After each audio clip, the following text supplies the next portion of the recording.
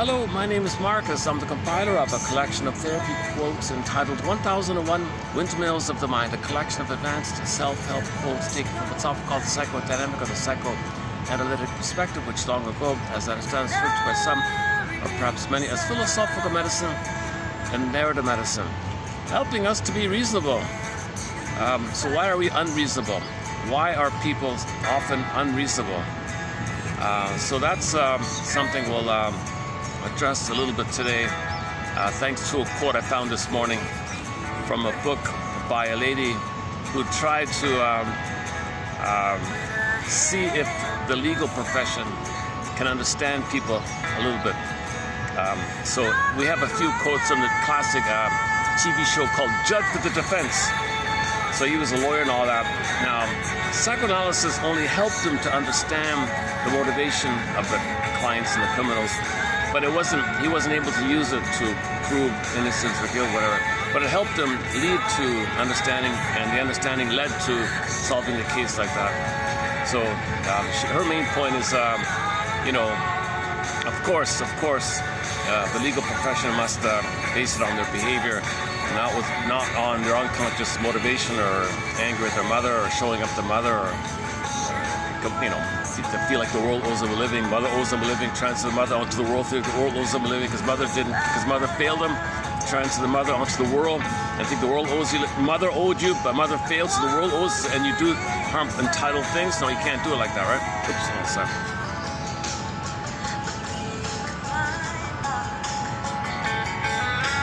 So her quote is about just highlighting that in the unconscious, it is kind of chaotic in there. There's condensation, there's displacement, there's no time, there's memories. It drives us to repeat in the present, hoping for better past. Doesn't make sense. So our behavior in the present is some kind of coded reflection of the past, but we don't know it. We don't even know our behavior, but we're being driven by a puppet master, the secret self, the hidden self, the repressed self, the double self, the one who walks with me, who's not like me, who is me. Someone's living my life and know nothing about him. So this is like Ginger Rogers, she's a billionaire in her 60s, and she said, geez, I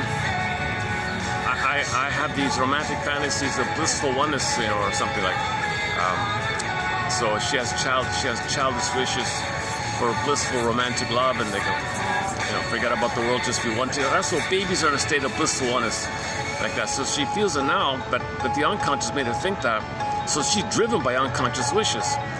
The film is called Lady in the Dark, and that's near the end of the scene. She says to the shrink, I can't believe it.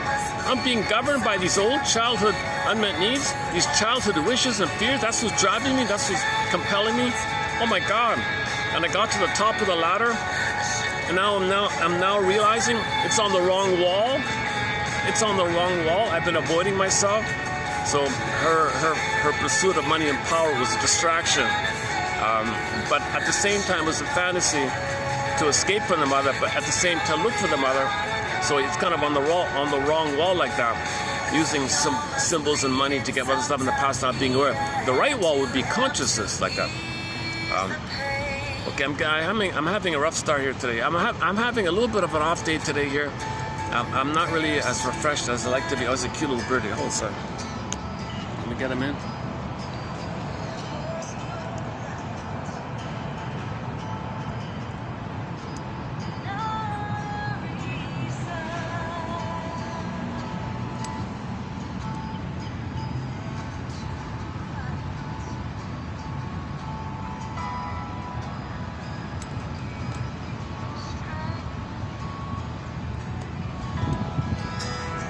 Not sure if I got him in or not.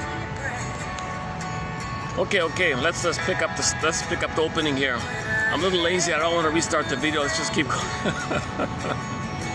So today's video will be some kind of fundamental, back to basics kind of quote. So we'll cover a little bit about this primary mentation, this primary process thinking. No time, no. So if there's trauma in the brain, and there's no time, and there's pain, and there's no time, and you don't remember what caused the pain, and when you're in pain, you reach for mother. How do you reach for mother? Not knowing mother hurt you, but reach for mother. It makes you dysfunctional. It makes you search for mother in the present, not knowing The unconscious doesn't know the presence of the present. The unconscious, all time is that one time. Now we know cognitively the present, but the emotional self, the secret self, the double self, the hidden self, the shadow self, the shadow soul, the one who walks with me, who's not like me, who is me. Someone's living my life. I know nothing about him. This puppet master self, this inner child, this trauma, this script, this memories, these fantasies, this drive, this pain, unconscious pain. Reach for mother. Common sense. Baby's in pain. Mother, where are you? Baby's going to reach for mother, not remembering the mother hurt him. Babies are love fugitives from the love they seek.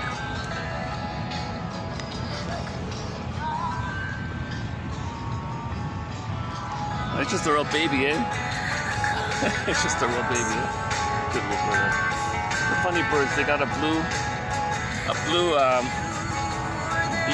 feet, a blue beak, and the feathers on the surface are gray or brown, but when they fly, on the underside it's black and white like that. So kind of cool looking birds. I think they're a kind of dove. They're a certain kind of dove. I forgot the name already. Anyways, okay, so we'll talk a little bit about this kind of primary process mentation idea. Alice in Wonderland, different world in there. Things can flip-flop and topsy-turvy and up is down. That can prove to that can mean that can symbolize that can be displaced for that can be cold for that things can condense and poof to something new. It's all topsy-turvy and upside-down, roller coaster, hall of mirrors, house of mirrors. In the unconscious, there's no regular logic.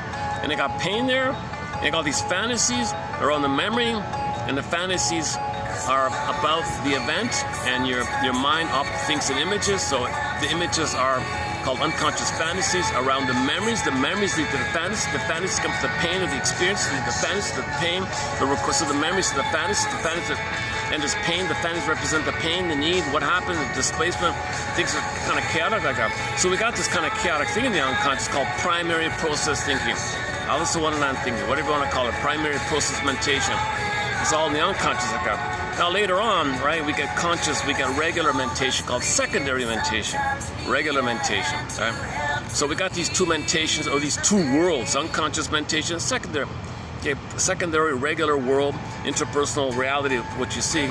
And the unconscious world, we live in these two kind of worlds. This unconscious world, okay, it's like another world we don't know. This is repressed world, unconscious self, secret self, shadow self, hidden self.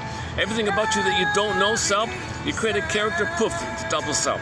You want to dialogue with the double self, and it's communicating to you. So when you wake up in the morning, your unconscious self might send you a letter in the form of what you remember in the morning. So you write down your notes in the morning on the bedside with your pencil, and you make some notes of what you remember. That's like a letter from your soul. It's a letter from yourself to yourself. Don't you want to read it? If your soul sends you a letter, don't you want to read it? Letters from the soul. Dreams are letters of the soul, the language of the soul, trying to communicate to you to make you unconscious. It's telling you the theme. It's telling you the problem. It's telling you your relational painful interaction. It's telling you what you're trying to feel. It's helping you to know what you couldn't have known. It's bringing stuff to you. Sometimes it just wants to make you feel better. Sometimes trying to heal you. It's doing both different levels. So you got to take your dream notes and then free your soul, say, what does this remind me of? What question is my unconscious asking me? What was I feeling here? Or what seems to be the pattern or the theme, the relational theme? Usually it's a relational kind of thing. Notice when you wake up, if it's a nightmare, it's you're really trying to process something deeper. If it's just wish fulfillment, well, you get your homeostasis, where you get your wishes met in your dreams, a fantasy like that, so you feel better or get better. It's doing both different levels with the dreams. Free association is the second common method to make the unconscious consciousness freely say what comes to mind. Just freely, spontaneously say what comes to mind. When you do so, and you take the next, and from what you just said, take from what does that remind you of? What does that remind you of? Each time it goes a little deeper. The images, the dwarfs and Snow White are going down, digging up. Okay, rampions, radishes, carrots, Rapunzels, fishing, mining. Remember the dwarves are miners. They dig down, bring it up to the consciousness. So you want to make the unconscious conscious. So so that's why Snow White was befriending. That means you welcome this healing process. When you welcome, in your regular understanding world, when you welcome healing, inside in the invisible world, you got this fairy tale going on where the dwarves are trying to mine up and make it conscious like that.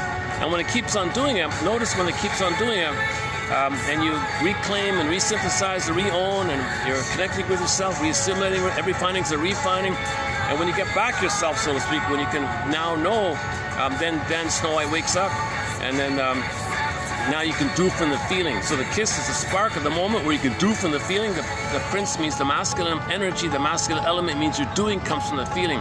So in marriages like that, or the kiss like that, or weddings and fairy tales, it means now when you do something, it's informed by your feeling. The feeling's the feminine, the prince is the soul, the animal, the soul. And then from there, you do from there ethical, moral, virtuous, harmony, healthy, like that. So the problem is the prince is exiled. Snow White's in a coma. Rapunzel's in a tower. The prince is morphed into a swan and flew away. Going on not with her. Morphed into a fox, ran away. Urtoptap got yanked down. So many different ways of describing it. And that's the issue. And when that happens, the Emily Dickinson image of the soul and the crack on the chasm, numb. Now you feel numb, your soul's not there. Or the pinnacle, the emotional body goes flat. Ancient Greece, apimo Alexia, no feelings for words. Nowadays, Alexithymia, no words for your feelings. And we live to the extent that we feel. We live to the extent that we animate our embodiment, our ensoulment. That's our home within. It's our hum within. It's a good feeling to be at home within. You're not in pain. You're comfortable. That's what we're looking for. It's called our soul. You're comfortable within. It's called your soul. But that's kind of suspended or stunned development, arrested development. Developmental arrest refers to this feeling thing. If the feeling thing is dysfunctional or warped or twisted or goes numb or goes flat, you feel empty, feel numb, don't know what you feel, all these kind of things, that's called a dysfunctional feeling system or affect phobia or flat affect, problem in the feeling area. And we live to the extent that we feel. We want to get back our feelings, hence the Velveteen Rabbit story. Please, Rabbit, what is it like? Please tell me, what's it like to feel real and alive? I'm a stuffed rabbit. So we kind of a little bit like that. We feel like a stuffed rabbit, but we want to feel like a real rabbit. Oops.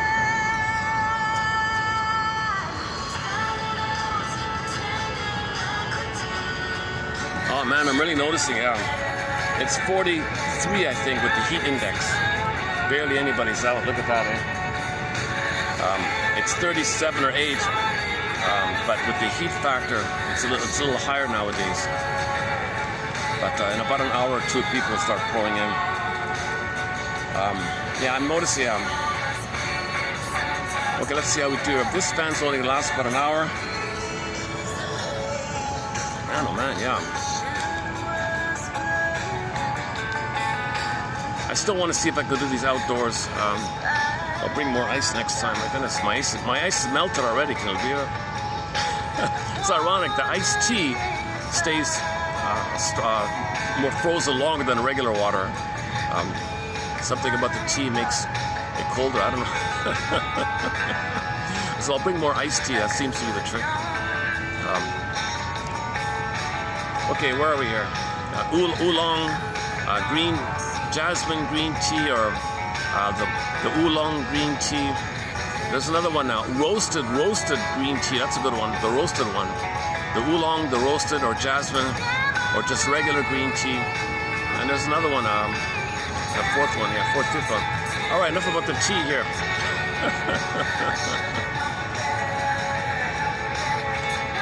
So the opening premise is the baby has a budding beauty. He feels whole and complete. He's whole, he's natural, he's radiant, golden ball. He's born with a golden ball. He has it in the beginning. Problem is usually at birth. At birth, with the severing of the cord, removing the baby, mother Mr. Toon, all the complications, of the birthing process, it goes flat. Usually at birth, the birth trauma takes place. So it goes flat. Now the babies look kind of, placid or depressed or something. They're alive, but they're screaming or something. So they're suffering, or they're in pain, or they're something. So there's too much birth trauma going on. And we got a whole topic, we got a whole thread on the birthing issue. Is it right? Should gravity be pushing down on the baby and the legs are up and gravity's going down, the contractions, mother clenches, have a battle like that? Or what about the natural squatting position, where the gravity supports the birthing, natural birthing? Leave the cord, leave the placenta, lotus birth, cord still pulsating, cord still alive, still sending oxygen, food, nutrients, still pulsating. Part of the child belongs to the child, part of the system, his soul, his power system, his spiritual system, his guardian animal, guide, spirit, indigenous people say. Leave it intact, give him time. He's auto rank. You got to think of the baby as a little person who just had a huge battle, epic battle coming out of the canal, make the transition from the water world to the land world. Whoa! Give him time to make the transition from the water world to the land world.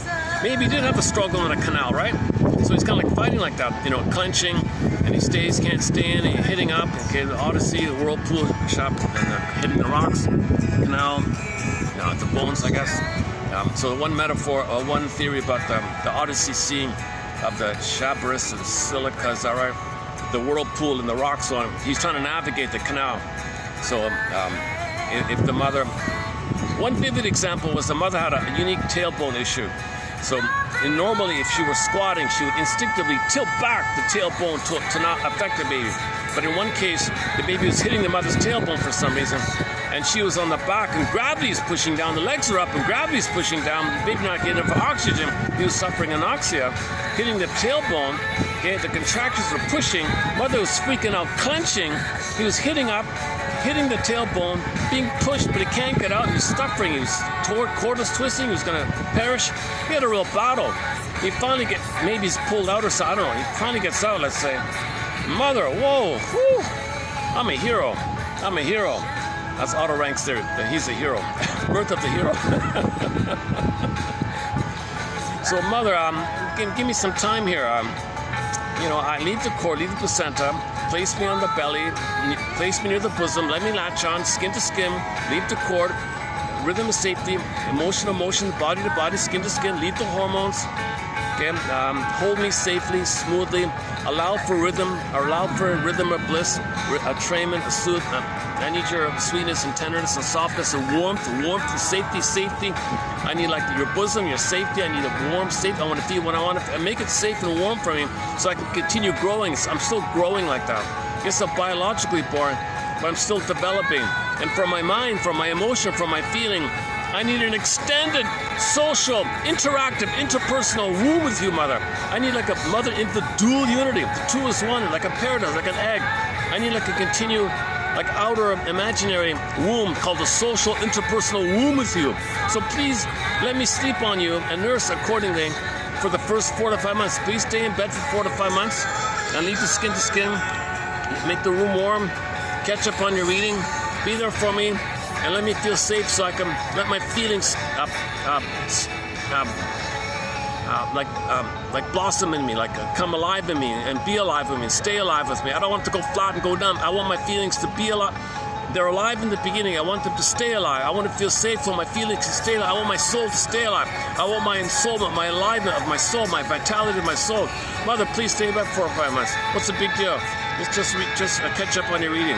Read some nice things. No, nothing scary. Don't get freaked. Don't fight or don't be too stressful. Make it safe. I need safety. Basic trust. Please, madam, allow my basic trust. I have an innate basic trust. I trust that you'll be there. I have no understanding it would betray me, fail me, hurt me, use me, damn it, and reject me, and not be there. I have no expectation of this. It's a huge violation. It's a huge betrayal. You fail me big time if you can't do that for me. So please give me this 4 to 5 months time, and that's great. And then 4 to 5 months, I get motor skills. Then I start to crawl around or walk around. But I still have I transfer the fantasy of the oneness onto the world. So you were the world for me. My first, my last, everything played Barry White. And that still kind of disperses with my motor skills. I stretch it out like a sticky thing. I stretch it out. And the world is my oyster kind of thing. So I'm still one with the world like I was one with you. And I think, just like I thought you belonged to me and you were part of me, I think the world belongs to me, part of me. So I'm center stage. And I feel important, special, everything serves me. Unconditional, hallucinatory omnipotence. Stage of omnipotence. Magic gesture, magic thinking. I make everything happen center stage. Allow this for me. So, mother, when I'm walking around, crawling around, don't rebuff me, don't hurt me, just keep me safe. Okay, so watch the movie Baby's Day Out. Notice how he crawls around, giggling, he's happy. So just keep me safe, right? So obviously, okay, the film Baby's Day Out was just a comedy. He was going on construction sites, climbing up cranes and elevators and up to 30. He was giggling and laughing. He was oblivious. He was in a state of blissful, solipsistic union with everything. He didn't understand reality. It was all about him. He was happy. like that. So mother, if you watch the movie Baby Say Out, don't literally do it like that. Don't let me walk around. Don't take me to a construction site. Let me come on, keep me safe.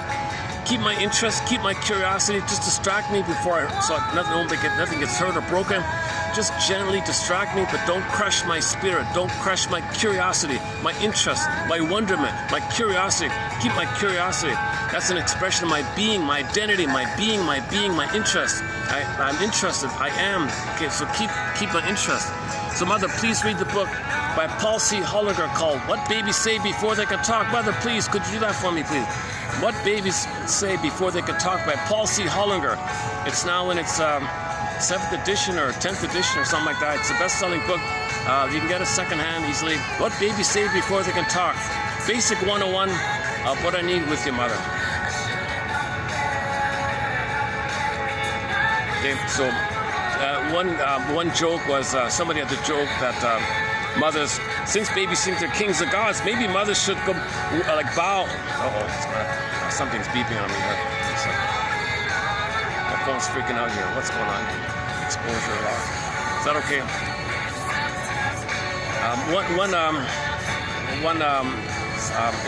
Implied joke was somebody. If babies think they're kings and gods, should mothers like bow? Oh yes, baby king. Oh yes, supreme little baby king. Allow the baby this time where he thinks he's a king and a god, makes everything happen. But some others say, no, you're going to spoil him. You better teach him reality early. No, don't do that. Because if you do hurt him before that, then he'll cling to that point and he'll be a narcissist for the rest of life, thinking it's all about him clinging to that point. You didn't let him feel safe to get out of it. You prematurely ejected him out of that kind of phase. You got to allow him to naturally get out of it. It'll dissolve naturally. Some others say, I'm afraid he'll be spoiled. I'm afraid he'll think he's too selfish. Like, no, baby, who do you think you are? No, let him think he's a king and a god. Let him think the baby's a king and a god up until 18 months. Then naturally, he'll realize it. With the safety, with the reality, his ego kicks in. Oh, okay, I'm not a king and a god.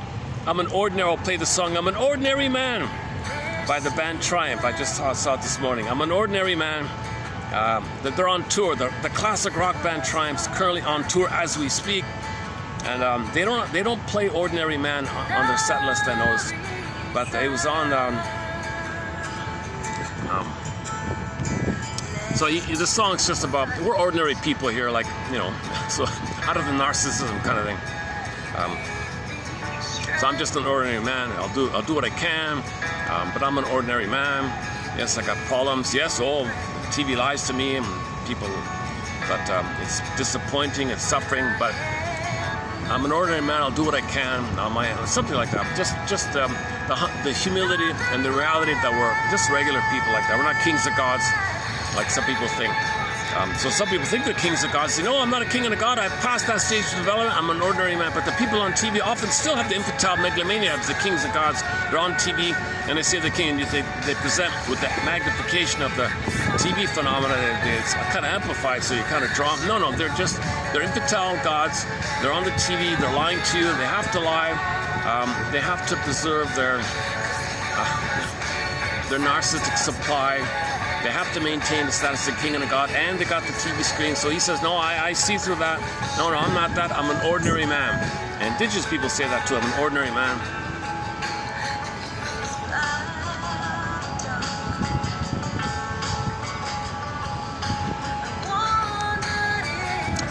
Rick Emmett said it in a concert once, that the reason he left the band, because the other guys are getting too lofty with greedy and money. He wanted to stay in ordinary mode of, serving the,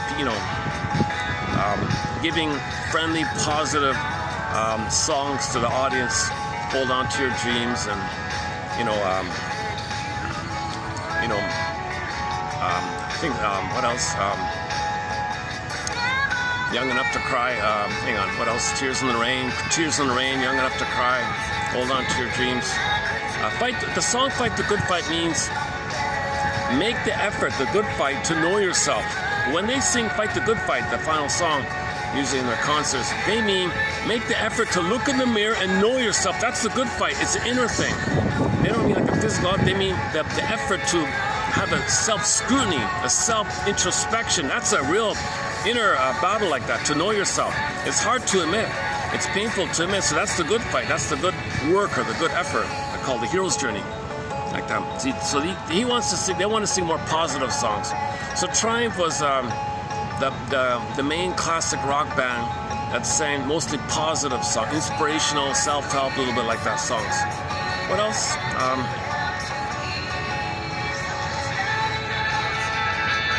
Never surrender. I can survive. I will survive. A variation of I will survive is I can survive. And if your teacher says you're no good, don't worry, you'll survive. Hang in there.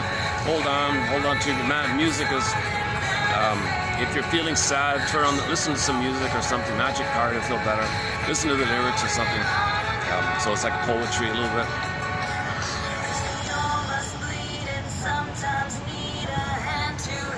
I'm missing something. Oh, follow your heart, of course. Follow your heart's the bit of an anthem there. Follow your heart. So that's a good example. Follow your heart. So if you're in doubt, follow your heart, kind of thing. Lay it on the line. So if a girl is misleading you, well, have some self-esteem. I don't want your games. What's going on here? Am I the one or not? Lay it on the line here. Alyona Yaroshina, a cover singer, takes the same song and flips it. It says, what about the girl saying to the guy, come on, you lay it on the line. Rick Emmett says he's the guy saying to the girl, come on, girl, you lay it on the line. What's it gonna... I kind of, I think they should have brought the Santos brothers on there. Rick and Mark Santos. Mark is an excellent drummer, one of the best drummers. They could have put him on there to back up Gilmore. And then Rick can do the other guitar work. And Rick does most of the singing anyways. And maybe Rick Santos can help out a little bit.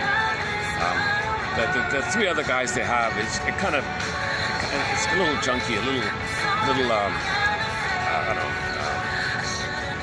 So it's really just the Rick Emmett show with Gilmore doing some glitzy, shiny, flashy lights or something. It's all nostalgia. It's a nostalgia concert. It's basically Rick Emmett doing Triumph cover songs. It's not even really a Rick Emmett show anymore.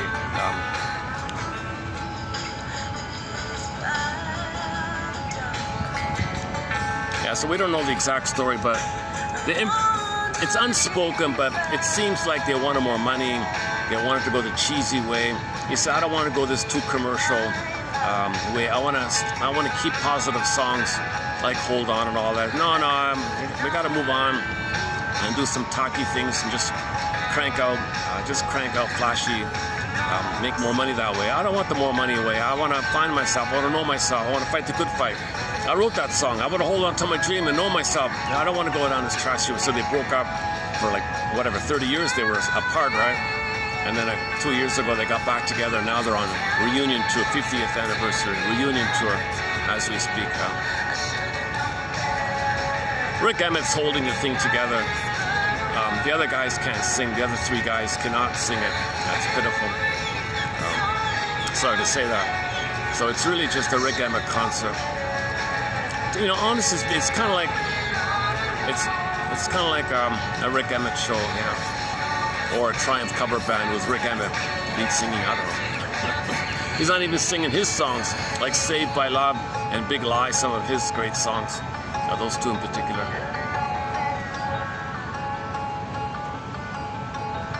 The new thing they're doing is they're singing the opening to 24 Hours.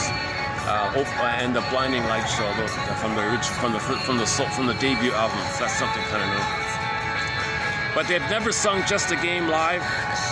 They're not singing that. It's a good song. They're not singing Just a Game, Mind Games, Hold On, You're Gonna Have to Cry. They're not even singing Tears in the Rain even. My goodness. They're singing them. Half of the songs are tediously annoying. I won't mention them, but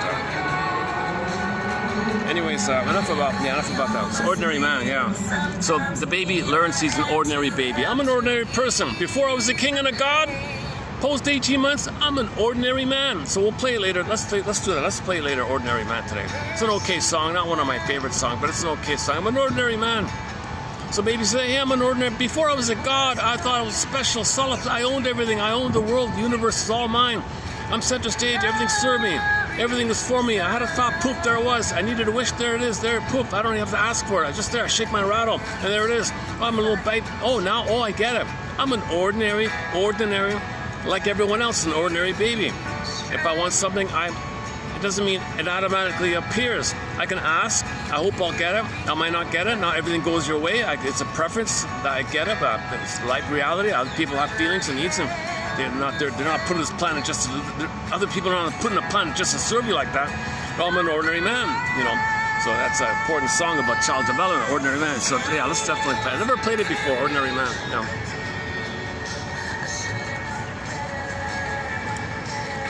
Oh boy, how are we doing here? Is this chair gonna hold up here? I'm a little it's not too balanced here. Okay, let's keep going. Okay, never mind about the music for now. Let's leave it like this. So where are we here? Okay, so now he realizes he's an ordinary person. Okay, human. In other words, a human being versus God. So babies think they're gods up until 18 months, and then they're humans. And so mythology is like all these gods, and fairy tales a little more down to earth. There's one theory about the difference here too, but not really.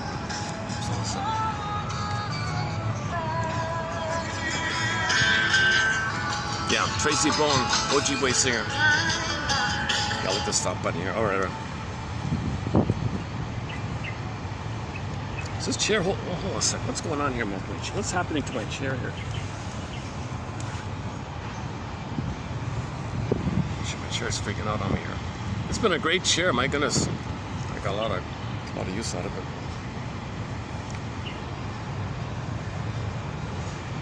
It's a portable folding chair. So they're great. They're great. All right. Enough about the chair. About the chair. Let me calm down here. Uh-oh. I just lost something here. So. Oh, for Pete's sakes. Hang on a sec.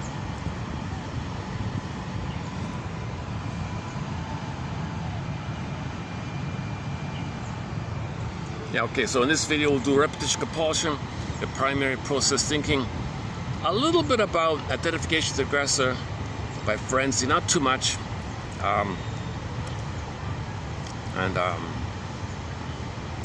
just a general idea of how we need to put words to our situation so we can stop repeating. Now that's about it. It's a light load of quotes, kind of basic fundamental quotes, but they're solid, they're kind of, you know, written by shrinks and all that, so they're good quotes, so hang in there. So let's start. We finished with our opening premise? Not really. No, let's keep going. So let's say the baby discovers he's an ordinary man, ordinary person, human being. Now this mutuality, person to person, feelings to feelings. He knows other people have feelings. He knows he has feelings, and he knows other people have feelings. Now you're into the area of mutuality and apology and empathy and gratitude and sharing, and you're into this kind of a relationship kind of area, personal. Whereas before, in the narcissistic place, no. See, if somebody's traumatized, if they're frozen in their feeling self before 18 months, they'll end up with one of the narcissistic personality styles.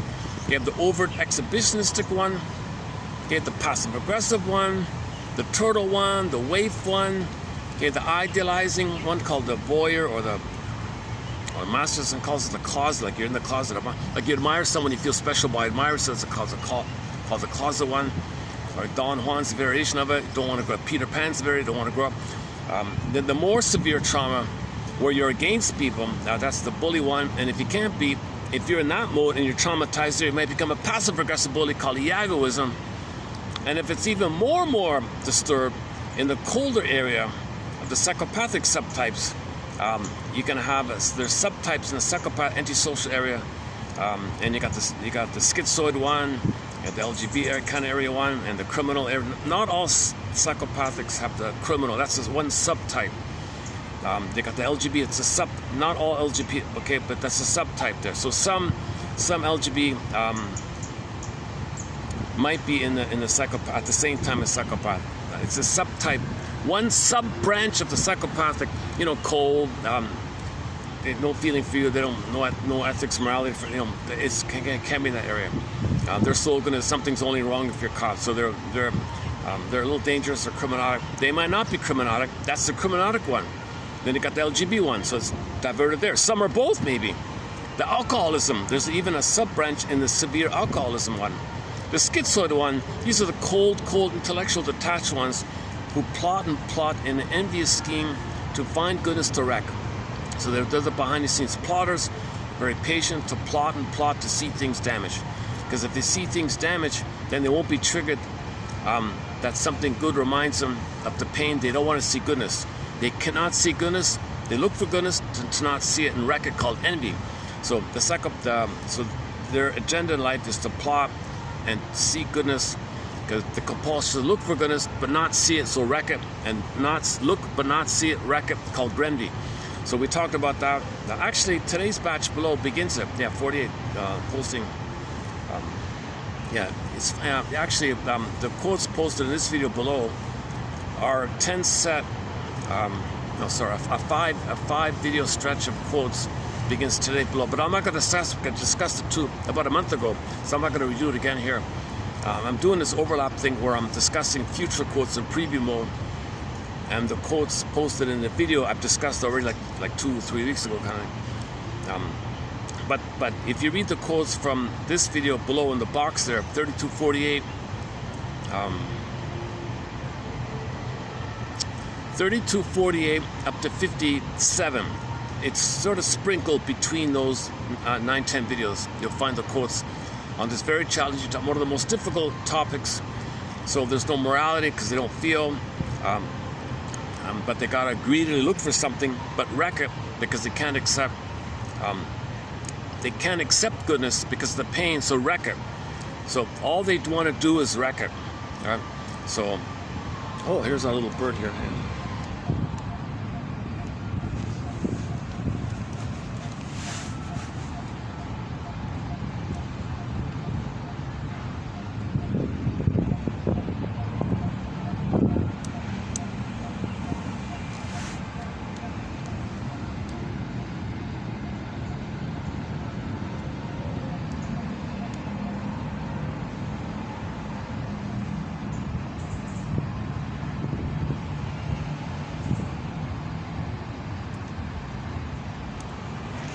Just gives me a break. I might have missed it.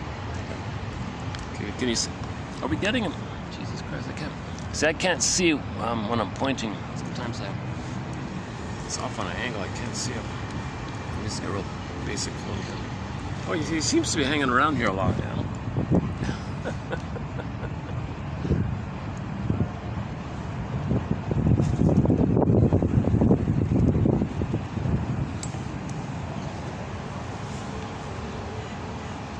It's funny about birds. Sometimes I think birds are,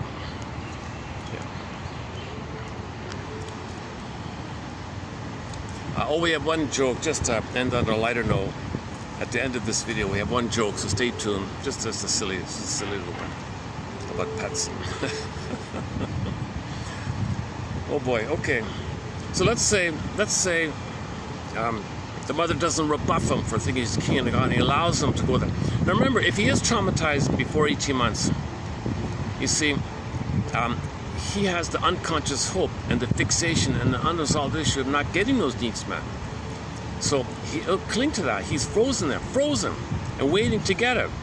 So he's suspended there in his suspended development, stunned development, arrested development. So narcissists have arrested development. That's what they mean. So he's going to see, try to hope to get through the world what he didn't get from the mother. So he feels mother owes him, the world owes him, kind of. So he's center stage, thinks the world's symbolic breast. He wants to siphon dry because he's center stage and can't feel or have empathy for others. He'll mock and be cynical like that. Now, the personalities of the stingers before 18 months, okay, they're under the 4. They're under the 4. They can, mainly under the 3.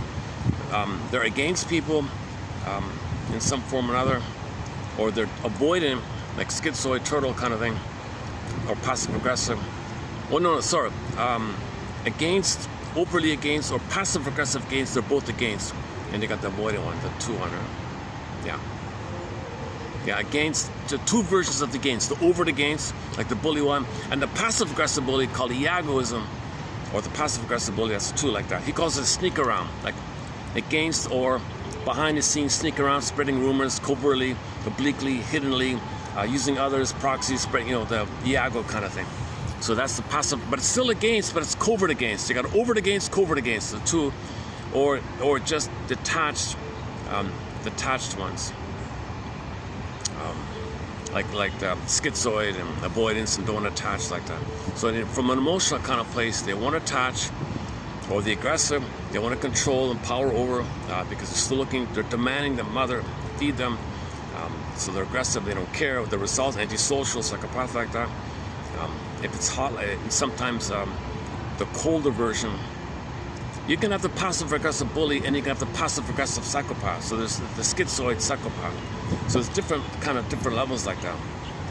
The people who have some kind of trust and hope, like openly, they move towards people. That's trauma. Post 18 months, clingers, preoccupied, childlike, foolish. They suffer a lot, masochistic a lot, self-defeating a lot. Can't be successful. They're a little hysterical or emotional. They're more open, anxious like that. And the stingers, they see them as fools and use them and all that.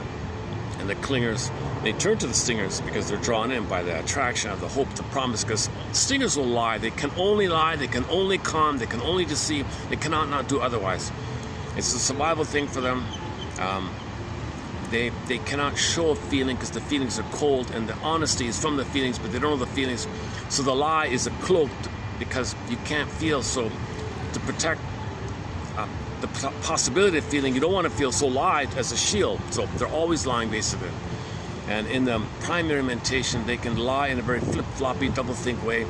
Like indigenous people say, how do you do that? How do you be the aggressor and act like the victim? And how do you twist things around like that? How do you have this kind of master rhetoric? It's all a survival. It's called the amalgam, the magic mirror in the mind. You mean that? No, I meant that. You meant that? Poof, I meant that. You meant that?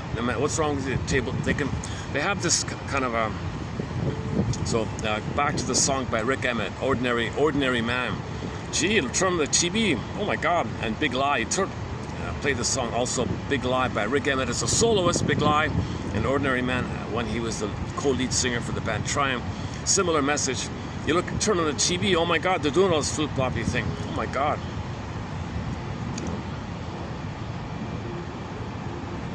So that's the godlike thing. He said, no, I want to be an ordinary man. I want to move towards being in touch with myself and being honest with myself and knowing what I like, kind of thing. But the trauma before 18 months, there's no identity to know what you like. There's no interest to know what you like. There's only revenge and cold and control and pride and neurotic pride, narcissistic pride, and chip on your shoulder, Italianic, schadenfreude, blowing off steam, and cynicism and sarcasm.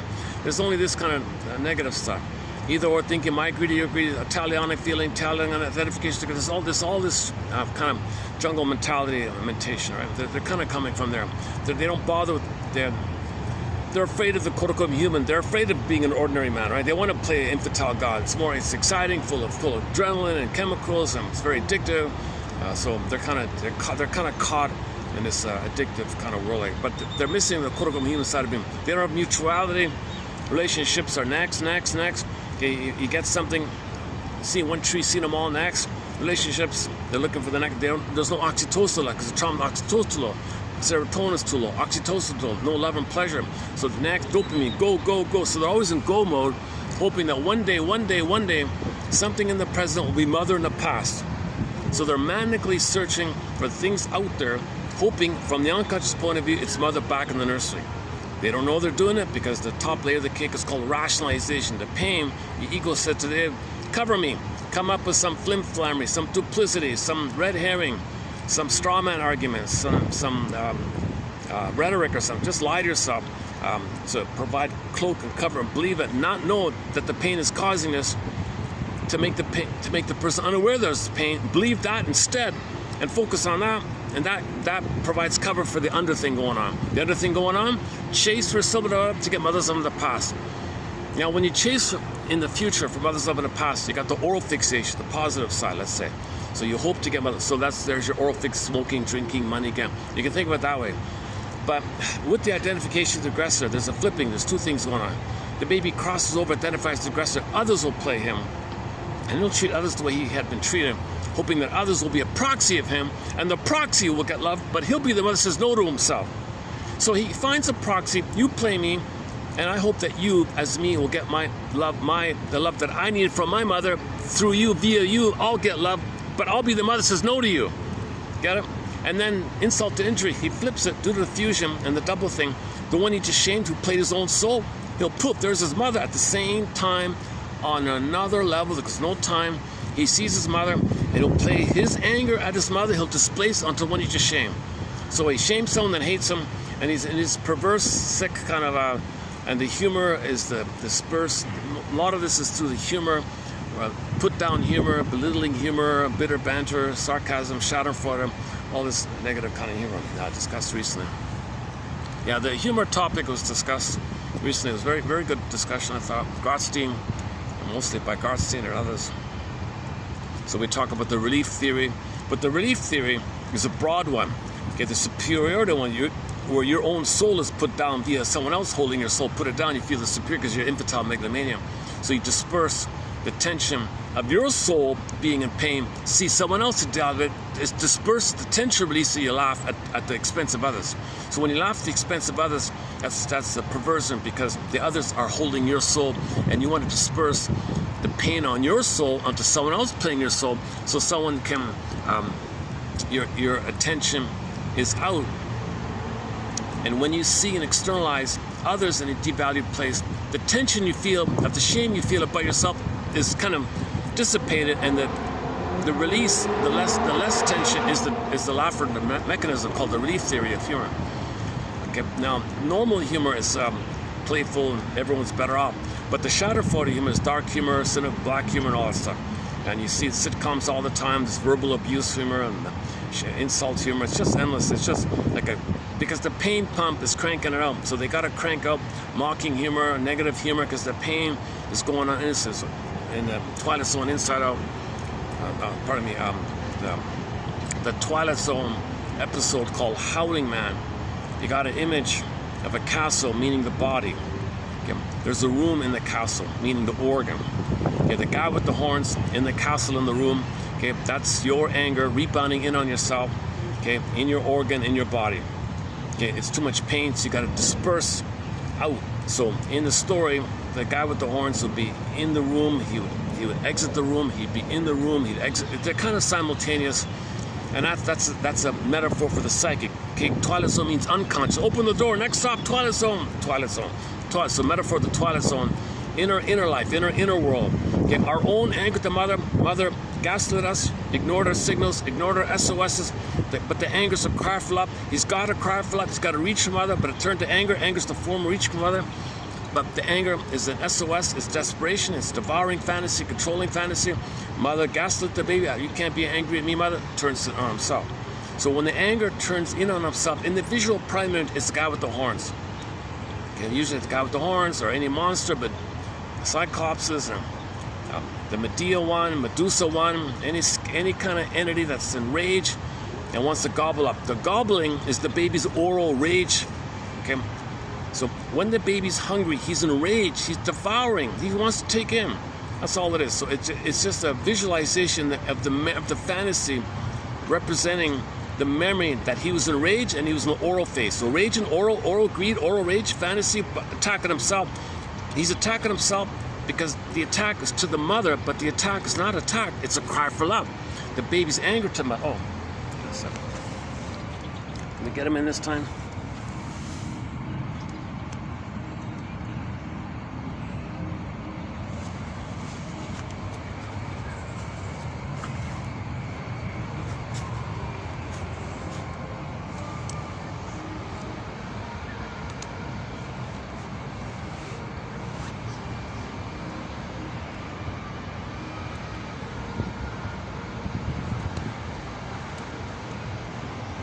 Well, it's definitely harder this time around. I was here last week, it was doable, but today, noticeable difference. It's good in a way because there's fewer people, right? Ironic. Oh, I don't know if I should. Yeah, yesterday I did this in a hotel, but yeah, I had a bit of a. Some videos I can't post in the end, so not all videos get posted. That's rare though. I had a mishap yesterday. it was a good discussion. Yesterday in the hotel, I discussed Frenzy's theory about... so I'm going to put it on hold and give it a breath and come back to it later on. So we'll put Frenzy on to the side for a minute. But he's a key figure. Frenzy was sort of, you know, Freud's most trusted colleague or something. He turned, when Freud was feeling confused, on his speed dial was Frenzy. He turned to him first when Freud took the famous trip. He begged Frenzy to babysit him, hold his hand, because he... Frenzy was a way more confident and a more... he made a lot of contributions himself. The main one being identification with the aggressor, that I know of. I haven't really read his material. It's kind of verbose, takes, you know, back in the 1910s and 20s, that kind of writing. It goes on and on.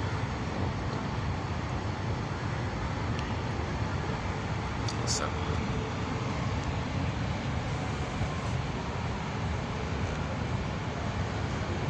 I really should just let me take a little musical break. Oh, let's play Ordinary Man. Let's take a musical break. And let me fix my chair. We'll come back. And we'll come back and continue here. I found Ordinary Man because the feed showed me Rick Emmett's concert. Let's see if I can dig it up here. Hang on a second.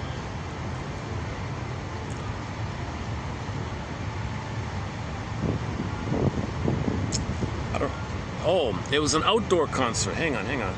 Rick Emmett. Hang on. It was a Rick Emmett solo concert. Rick Emmett. Yeah, okay, Buffalo. Yeah, this one here. Yeah, Buffalo.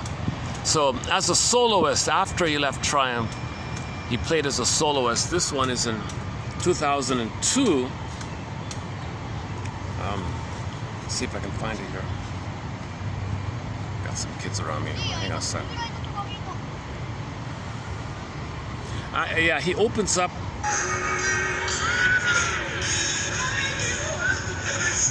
Oh, there's Fight the Good Fight. He opens up with Fight the Good Fight.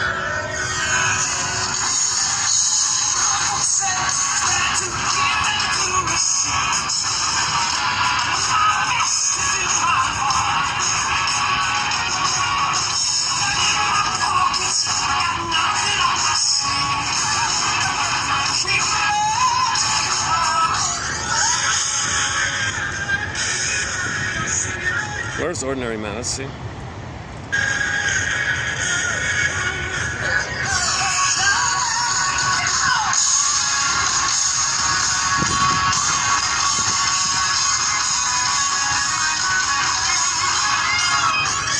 There's so much noise. Oh, Saved by Love. Oh, hang on. Oh, that's a good song. Saved by Understanding. Let's play this one then.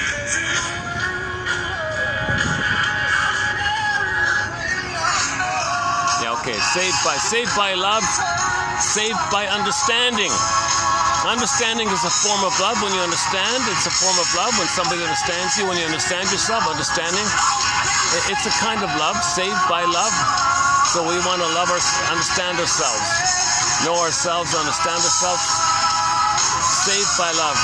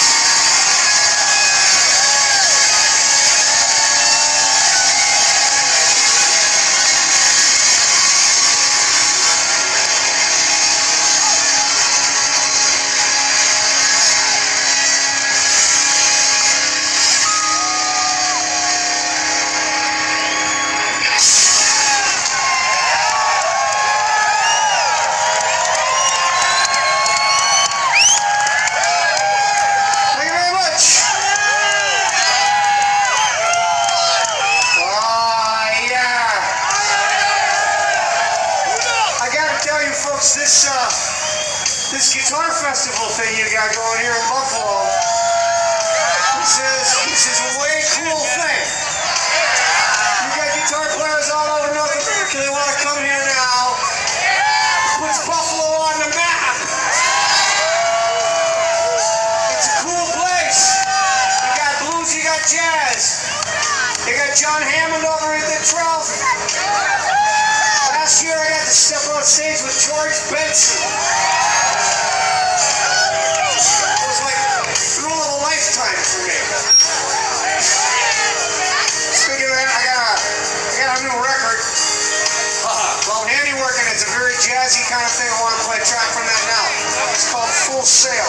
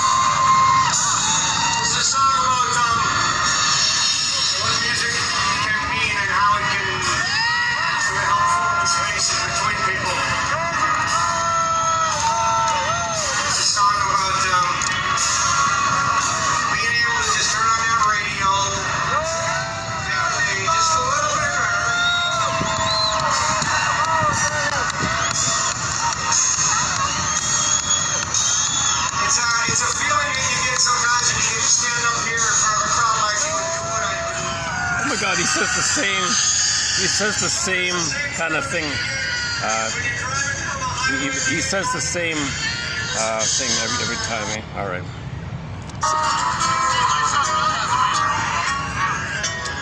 Okay, I missed it. Must be another concert. Ordinary Man, yeah. Big Lie, Ordinary Man, Saved by Love. Just a game. All have a sort of a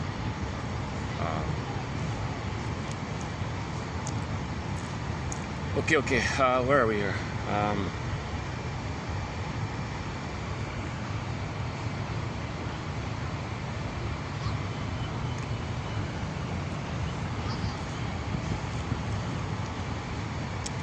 I had some green tea. Okay, where are we here?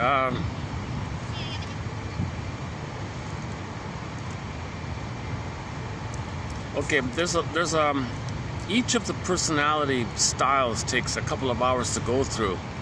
So, but just as an umbrella construct, before 18 months, the narcissism's still there. You got a whole branch, you got a whole bunch of narcissistic kind of types, and then post 18 months, but before the psychological birth, you mainly got the clingers and the, please love me types, and how can I win your love. They don't hurt others, but they're self-defeating, a little masochistic, self-defeating. They don't know what they like. They want others to help them, coach them, but they don't like dark humor. They don't watch horror films, or they don't like humor at people's expense. They're more a little bit childlike. but they're in the child-human area, ordinary child-human area. Whereas before, it's no, king and god. The mentality is too inflated like that. Babies have a very inflated mind, right? Now, we don't know what the percentage is, but some babies, luckily, do get a psychological birth at age 4. Ballpark, it's never complete, meaning by age 4, the wiring is the experiences and the neural circuits and the model as a byproduct is I'm okay, you're okay. Neutrality, person to person, and he can self-soothe, self-see, self-regulate, reflect. Because mother did those things, he can do those things. How mother treats him, set him, part of him does it to himself. So then now he's autonomous like that, and now he can know what's unique about him and have the self-support, self-soothing, self-acceptance, and this idea. A lot of babies are not going through this developmental process, right? They're kind of cursed right at birth usually, birth trauma.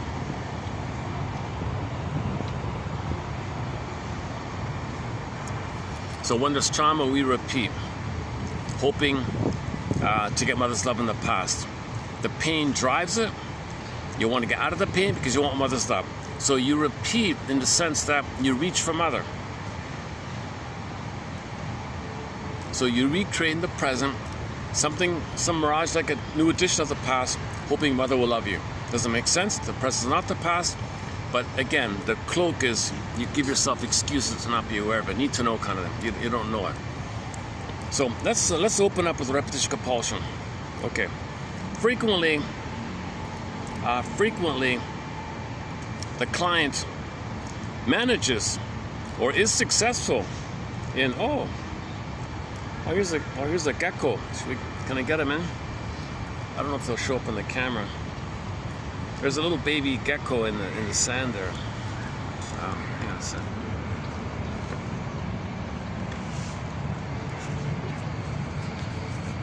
Oh. Screw it up.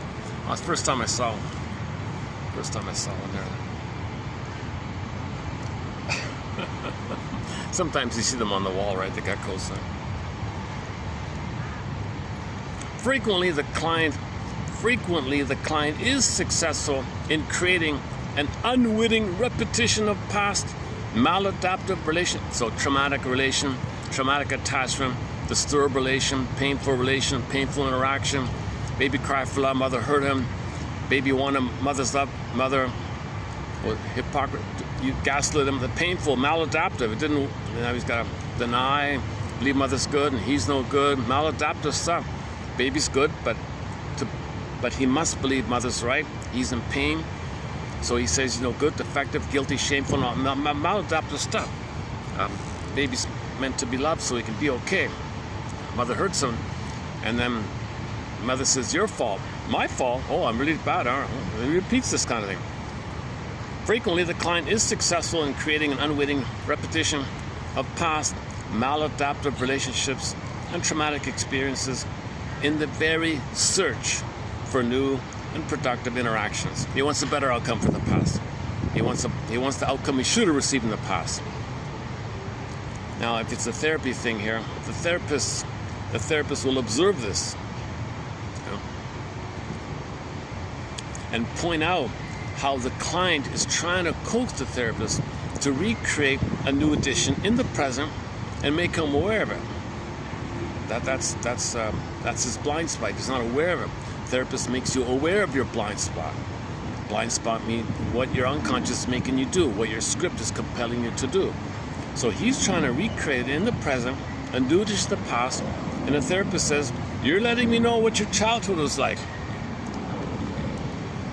You're putting me in the role of an impossible parent to meet your needs back then. I can't do it. Or you're letting me know how she treated you, whereby you play her and you cast me into the role of you, and you're telling me how she treated you because you treated me the way she had treated you. So you're just recreating the thing." The therapist's observation of their own behavior will inform them of the overt and subtle ways in which the client has caught them in a vicious cycle. Once involved in and aware of such a repetition, the therapist can assist the client to see how the therapist was made into an accomplice. So he's pulling in the person in the present in this theater thing. So we're not, it's all about awareness, right? If he's aware of it, that's what I'm doing. Now you won't believe it, he'll argue and all that. You know. Okay, let's just leave it there. Okay, now the next one here.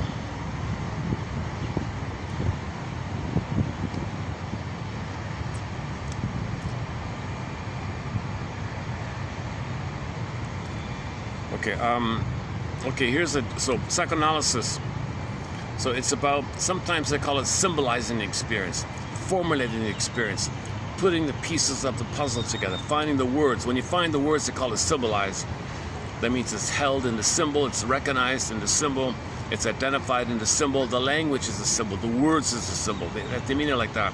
Unthought knowns, you want to think it. Psychoanalysis is a process of symbolizing your experiences. Because you had these experiences, but they were not symbolized, because no verbal, pre-verbal, not formulated, not put into sentence form, not put into story form. You want to narrativize, storyize. It's all about story, narrative medicine. The narrative is the medicine when you get the narrative. Thus allowing these experiences to be identified, processed, held in mind, considered, recognized, tested against ongoing reality, placed into some realistic and workable perspective, and then finally, ultimately, assimilated into your personality, integrated into the personality. Now the past is laid to rest. Memory repeating. We don't remember, so we repeat until we remember. When we remember the story, we stop repeating. As this happens, now you can grab the pen and write your own script, right? As this happens,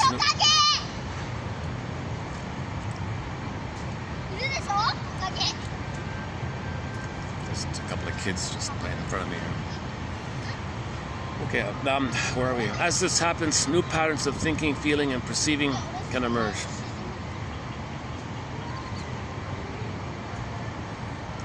Yeah, now you're resuming development. Now you're identifying what's unique about you, what you think, trial and error, self-activation, trial and error. So that's the famous rebirth motif. Now you're born again, revirgin birth, you're experimenting with what you like, kind of thing. So your unique self was frozen all along, right? Due to the pain. And the pain, there's a scaffolding to make you unaware of the pain. Once you identify the scaffolding, the pain is cleansed up, or it's like cleaned out or something. What do you call it again? What do you call those, the gauze? What do you call it when the pain is kind of cleaned out or something? So the psychic pain is kind of aired out, or I don't know, I forgot the word. So then it's healed, right? It's healed. Now you don't need to deny. You don't need to keep being so afraid that you're in the past, because you mourned it, you identified it, you named it. You Rumpelstiltskin, you named it. Now you're free for the present, kind of. When you're free for the present, that's the rebirth motif. Now your budding beauty, which was suspended all along, can now blossom. That's the trial and error idea. Okay, so Gabe's story, grabbing the pen. Okay, so Mr. Menninger says, in the first half of life, your traumatic script is making you do this dysfunctional stuff.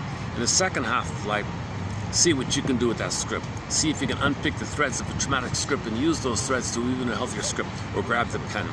Okay, first you got to identify the thing and give up hope for a better childhood past. Give the all hope for a better childhood past. Stop waiting for a better mother's love in the past.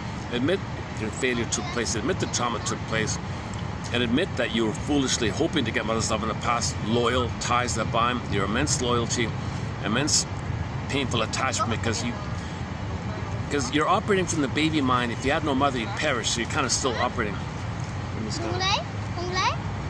second. Right beside me here, myself. Oh yeah, last time I was here, there was a kid right behind my chair. He's just hiding behind the shirt. I didn't even notice him at first. It was a kid just, I guess, just hiding from something. I don't know, hide and seek or something. Given the right conditions, civilization is a natural activity of the ego. So it's a natural thing. We're naturally looking for the story. As long as you feel safe and feel so safe, the right conditions, we'll find him. There's an innate drive for healing. There's an innate drive for truth. There's an innate desire to know the truth. The right conditions are, well, feel safe, have a caring witness, someone doesn't interrupt you or, give you too many interpretations or too much, make it all about them, give you the space, and you feel safe, then the story.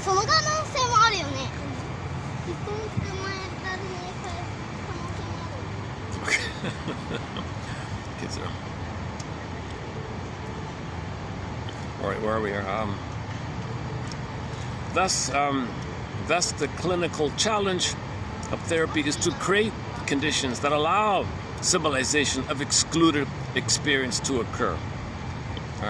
Such conditions designed to invite the client's experience into the space in a vivid way include a situation that does not impinge very much on the client's experience. That's why shrinks are always quiet. They listen. Balance between neutrality, empathy, and curiosity, listening with the third ear, just present listening. So they're not impinging their stuff. They're not recreating their past in the present. That'd be an impingement called countertransference, acting out. Person can't make. If the therapist makes it about him, then it doesn't work, obviously. That's why therapists are so quiet all the time. They don't want to impinge. So this gives the client freedom, space for his thoughts, for his free associations. He's going to say what he needs to say finally. Therapist is benign, reliable, safe, resonant, empathy, etc. All right. Just a general kind of overview kind of statement. Okay, next one here. Okay, some people are self-defeating, thinking that they can expiate the guilt, like they're self-punishing. So babies think they're guilty if mother fails them. They think they're guilty. Babies will never say mother did something wrong, right?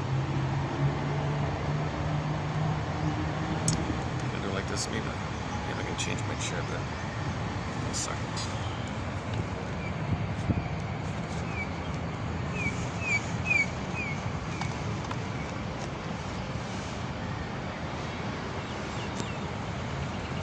Let's see, is that a little better?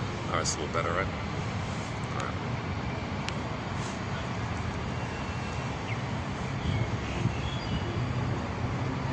Where are we? Okay.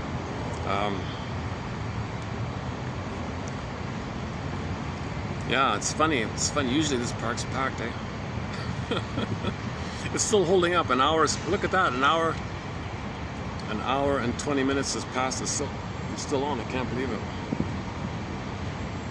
That's because this time I put in the battery just when I started the video. That makes a difference. Okay, so the baby's not guilty. He doesn't owe the mother. He's not due to the mother. He has no guilt or debt or obligation to the mother. It's not his fault that mother hurts him. Babies think it's his fault. It's called the moral defense by Fairbairn. And the way to make sense of it all, he must believe the mother loves him. He has a loving mother. He can't know the mother's hurting him, but he's in pain, so he concludes. He makes the existential conclusion to make some kind of sense. It's a defensive thing called the moral defense, like a judge makes, I'm bad, mother's good. So he wasn't born with that. He developed it after mother failed him. No baby's born guilty. He develops the idea of pain, meaning pain means maybe he's being punished. Pain means, is he being punished because he was unwanted? Is he unwanted because he's defective, called shame and guilt, all this mess, right? He wasn't born that way. He's just trying to make sense of why mother is neglecting him or using him or something. So then if he feels guilt, then maybe he thinks he'll stay in his guilty mode, so he'll be self-punishing. as he's self-punishing, maintaining the guilt, it's loyalty tied to the mother. Maybe one day, he'll save the mother, cure the mother, fix the mother. But he's got to keep the tie of the guilt. The guilt is the tie. The tie is needed, the baby thinks, to save the mother, fix the mother, cure the mother. And then if the baby can cure the mother, then mother will love him finally. If mother doesn't love him, it's his fault. So you've got to maintain the tie. Guilt is the tie. Self-punishment, self-defeating is the tie to see if he can save the mother. Never works. So he'll go to life in a self-defeating, masochistic, emotionally masochistic kind of way like that. So this next quote is a bit about that. Self-reproach never works to get rid of this. Self-reproach never works to expiate the guilt. The analysts have emphasized that emotional masochism often has roots in early abuse. Emotional abuse, mother's neglect, mother's misattunement, malattunement. Doesn't have to be physical. Doesn't have to be mother dropped it. Doesn't have to be physical. Identifying the interpersonal attachment relations based on the relation, misattuned, malattuned, mother's misattuned. The connection wasn't there. The bond wasn't there. I.e., it was an insecure attachment, unpredictable, erratic, chaotic, avoidant, disorganized. Baby spaces out, detaches, shuts down, reactive, fighting. Space out and fighting, ambivalent. What is it? This or that? There's no safety. He can't be himself. So it's a chaotic attachment, traumatic attachment. Okay, this is the interpersonal attachment, relational trauma, interpersonal trauma, developmental trauma, strain trauma, ambient, like environment, ambient, strain again and again, a strain, ambient or weaning trauma. Baby mother ripped away the nipple of the apple too prematurely, etc. So there's a problem there, right? So this is going to lead to the guilt area. And locating the origins of emotional masochism in the need to preserve a tie to an object, okay, the breast, the mother, at whose hands one has suffered in childhood. In this view, the person, like the adult, right, growing up, the adult love of this. So the person's an adult, and he recreates this quote-unquote love of suffering, masochism, right, has its roots in the child's adaptive response to an abnormal environment. This is the child's adaptive response to an abnormal environment. The mother was abnormal. She wasn't normal doing this. It's not normal for a mother to do this awful things to the baby. It's abnormal, not normal. Baby's got to adapt somehow. So the baby adapts with this tie, with this belief he's guilty. And the guilt links him to the mother, and maybe one day, if he punishes himself to stay in the guilt, punish himself to stay in the guilt, keep the tie, punish himself to stay in the guilt. So that's the masochism. He quote-unquote enjoys it. He doesn't enjoy it. He just has the hope that one day, maybe one day, he'll fix the mother. Never works. He spent his whole life. Isn't it bittersweet? Isn't it bittersweet that he's going to try to save his mother? Okay, on this point, go to the Twilight Zone episode called One Life Furnished in Early Emotional Poverty, the closing narration. One of the best closing narrations from the Twilight Zone TV series is that one there. Not a great episode, but the closing narration is excellent. About the bittersweet idea. It's a time travel thing. The guy travels back to his childhood. It's all explained there in the episode. In this view, the person with this kind of suffering, whatever, has its roots in the child's adaptive response to an abnormal environment.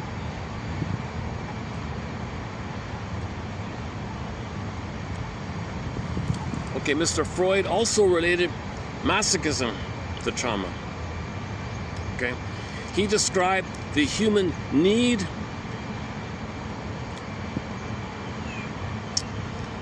he described a process that leads individuals to return to the traumatic event in their thoughts, in dreams, or repetition actions. They're fixated there. He termed this the compulsion to repeat, this revisiting the scene of the crime there again, look at it again. How do I process this? How do I air this out? How do I cleanse this? How do I detox this? How do I get out of this painful thing? So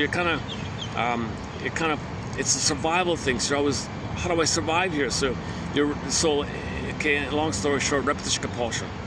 Repetition compulsion comes from there.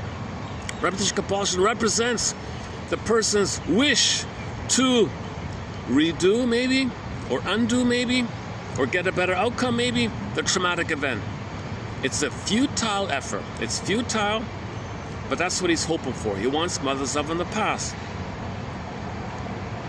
Okay. He's not mastering it. A lot of people use this annoying phrase, he's not mastering it. Paulie de Russell says, you're never going to master this. You can have 20 lifetimes. You're never going to master this. So people keep using this annoying phrase, master the trauma. You don't master this trauma. Hoping to get mother's love in the past is not mastering it. But people had an odd way of approximating. I want to not be pained by it, therefore I'm mastering it. So I'm hoping to master it by if I'm not pained by it. But it doesn't make sense. It's a conflicting thing. Paulie B. Russell says, throw that word out, don't use that. And here it is, here, again, just notice that. Oh, by evoking a sense of agency. So you think you're going to be active, you think you're going to make it happen, so you're going to master. Oh, I see, okay. So you think when you recreate the disappointment, you're active, that means you're going to master it. You're not going to master it. It's a silly overlapping of ideas. It still doesn't make sense. All right, forget about this mastering idea. You can have 20, Russell says you can have 20 lifetimes eating cookies. It doesn't master the pain of mother not giving you sweetness and soothing and comfort, right? So cookies, symbolic mother. Milk is symbolic of mother. You can have 20 lifetimes drinking gallons of milk. It's liters of milk. It's not going to give you mother's proper love, mother love. Like, so milk's just symbol of mother. So you're not going to get mother's love by drinking gallons of milk for 20 lifetimes. Doesn't make sense, right? So you're not mastering it. Cigarette. Do you think smoking? Mr. Freud smoked constantly. He had an oral fixation his whole life. He never got mother's love in the past. Intellectual, thoughtful, and insightful, curious. He writes a lot, but he was afraid to go on the boat alone, right? Frenzy, hold my hand while I go on the boat. Frenzy was way more. He had way more pressure. I don't know the full story there.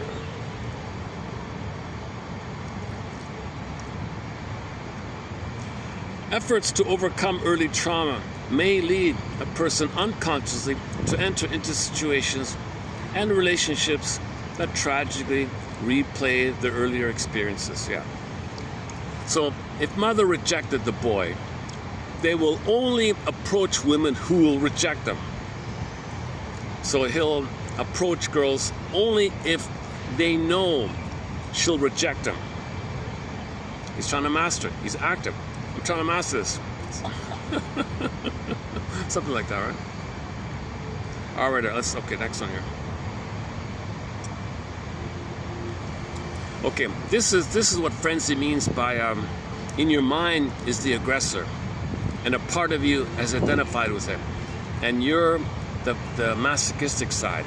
So you project the aggressor part of you onto others, and you'll play the masochistic side of the prototype of the imprint of mother failing you.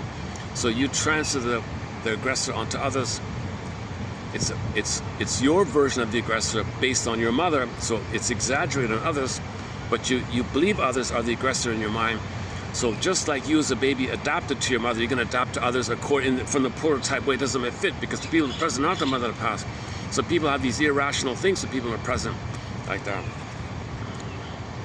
Okay, next one here.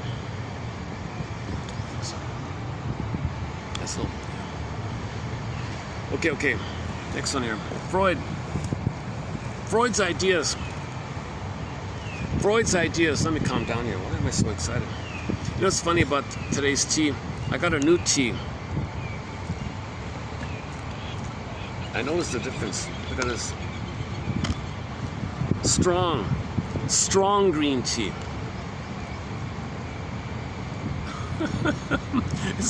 It's a strong green tea.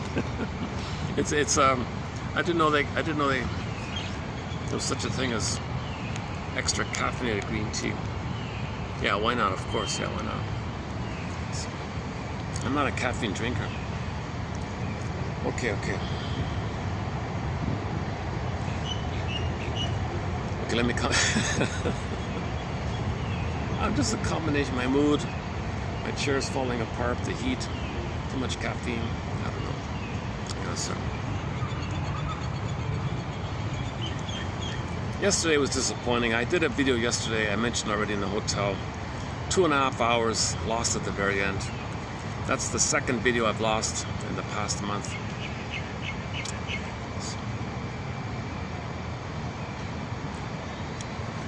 It's mainly because I randomly let the phone read out something I didn't preview myself. I've never done that before. I thought the author was legit. Okay, let's just wing it. I'll play. It turned out he was saying, oh no, he was saying all this propaganda nonsense. He was spouting out all this BS propaganda. Oh no. And I thought, okay, I just scrapped the whole video. I didn't want that in my collection.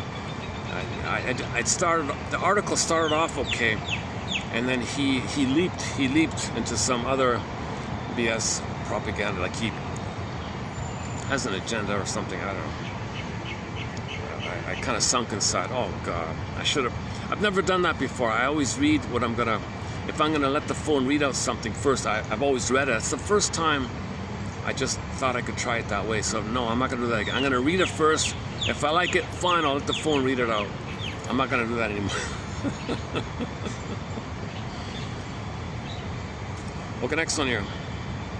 Freud's ideas about what makes the unconscious appear irrational have largely withstood the test of time. As he explained, the unconscious appears in the form of primary process thought. It's a different way of thinking. There's no conscious logic there, right? There's no time. At the same time, on another level, all these different things are there. Condensation, like in your dream when you wake up, you had a scene that's condensed from something from childhood, something you saw on TV the night before, or on your phone the night before, something from a month ago, all in one little skit. So that doesn't make sense. How did that happen? There's no time, so it can pull it all into one little timeless moment like that, a little scene like that. Although the scene, it's a scene. The scene for you is a time thing, but it pulled in elements from different times. So that's the craziness of it. Primary process thought. There is a timeless sense to it. Like once again, there's no time in the unconscious. By the way, all these ideas of immortality, okay, that reflects the timelessness of the unconscious. So if the baby didn't get mother's love, you might say, oh, there's a thing in the sky that's always there, endless, loves you forever, always for you, always reliable. So you need a good breast. You fantasize an immortal breast in the sky, and it reflects this issue of timelessness in the unconscious. Things like that.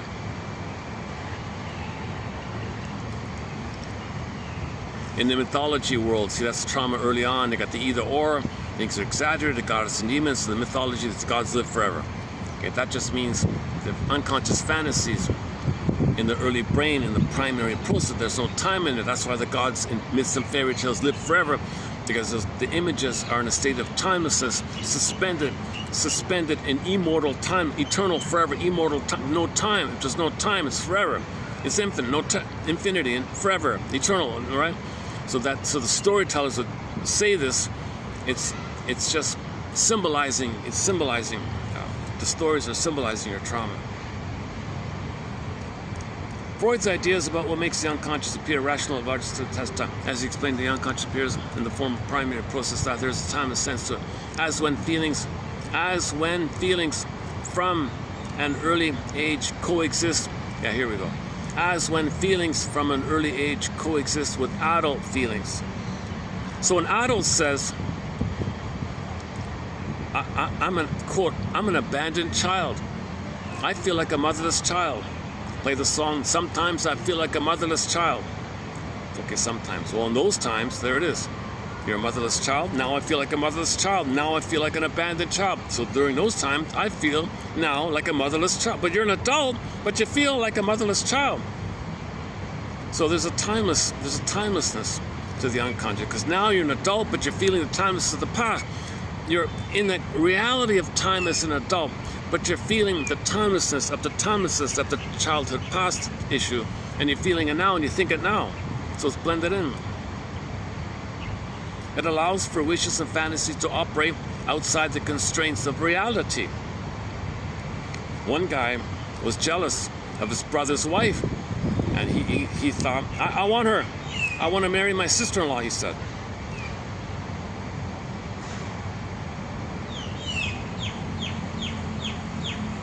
Outside the constraints of reality. It tolerates conflicts and ambivalences. Okay, that's all your double thing. So all this double talk and double think and contradiction. 5 minutes ago you said that, now you're saying that. I don't see the big deal. What's the problem? There's no time. 5 minutes ago I said what I said to survive in that moment. Now it's 5 minutes later, I'll say what I have to say to survive in this moment. I don't see the contradiction. There's no time. You carry this, like this beam of timelessness, right? This beam of timelessness all the time. So in this moment, with this beam of time, like Star Trek, beam me up, get the beam there, you're in this beam, and there's no time. You say what you got to say in this timeless thing. A minute later, the beam is with you, you're not timelessness, and you're going by this beam of timelessness. And if somebody says to you, but 5 minutes ago, you said that, I don't care, I'm only in the now. I'm only in the now, in the timeless now, no time. So the adult mind is co-opted for the agenda of the pain of the past, the timeless past. So the primary meditation is the puppet master, and that's why people seem, they're not bothered by contradictions and hypocrisy. Yesterday's quote by Frenzy said, if the mother gaslights the baby, there's a huge hypocrisy. Mother, you hurt me. No, you hurt me. Oh my God. This is what hurts the baby. It doesn't have to be physical abuse. Just the mother saying, it's your fault I hurt you, that'll traumatize the baby. That kind of gaslighting by the mother on the mother's end, quote unquote hypocrisy, duplicity on the mother's end, that can traumatize the baby and make him identify with the aggressor. The baby can identify with the aggressor, not with physical mother hitting the baby or some physical. It can be with that kind of thing. Blaming the baby for what she did. That kind of, if the mother's coming from a timeless flip-flopping thing, the baby's going to identify with the aggressor and adopt it, and he'll end up with a timeless flip-flopping thing. Intergenerational trauma like that. So we'll update that Frenzy quote yesterday. 1933 article, famous article, confusion of tongues. Your mother voice or my voice, child voice, like the child tongue voice or mother tongue voice, confusion of. It means like identification of the aggressor. Like who is it? So the child grows up, thinks something. Is that what I thought? Or is that what my mother thinks, and I'm supposed to identify with that so that in order to not know what I want, but believe that what mother wants is what I want. Like a hypnosis. The mother says, what I want, you want. Yes, mother. So he says it. Was that what I want, or is that what my mother wants? So this confusion of tongues. Right? So Frenzy started this thing back in 33. So pick up on that. It abandons rules of normal logic. Yeah. In favor of disguise through wordplay, condensation of meaning, symbolization, displacement. Okay, and so on and so on. For example, sometimes poetry and sometimes abstract art can come to approximate these kind of things. All right.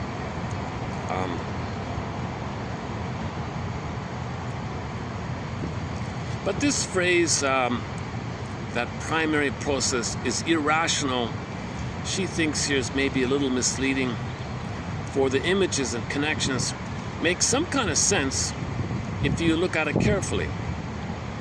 An individual, for example, an individual fails to finish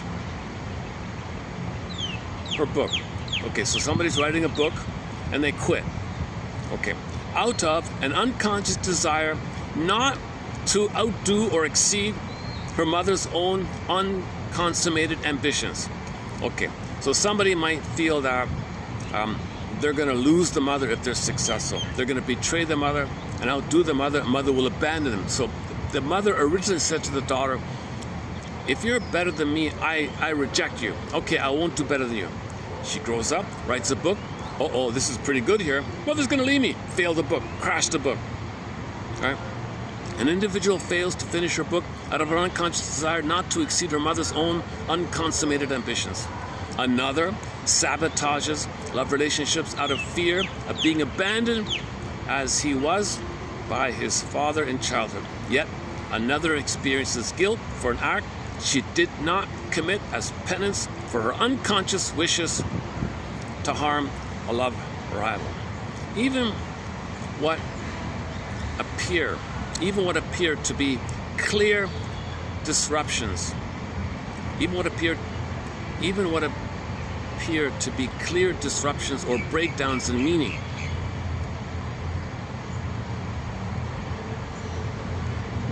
can be traced back often to some earlier experiences.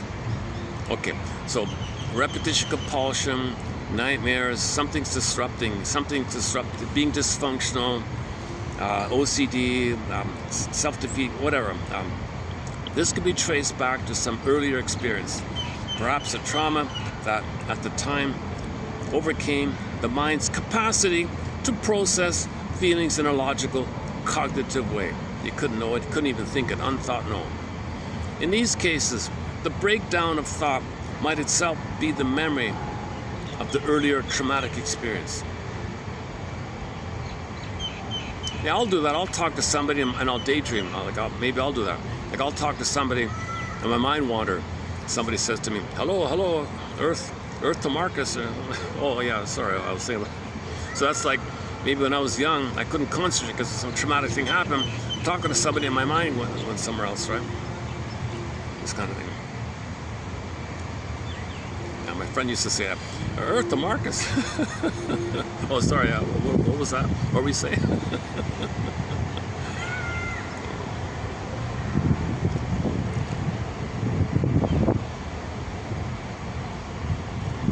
In these cases, where are we here?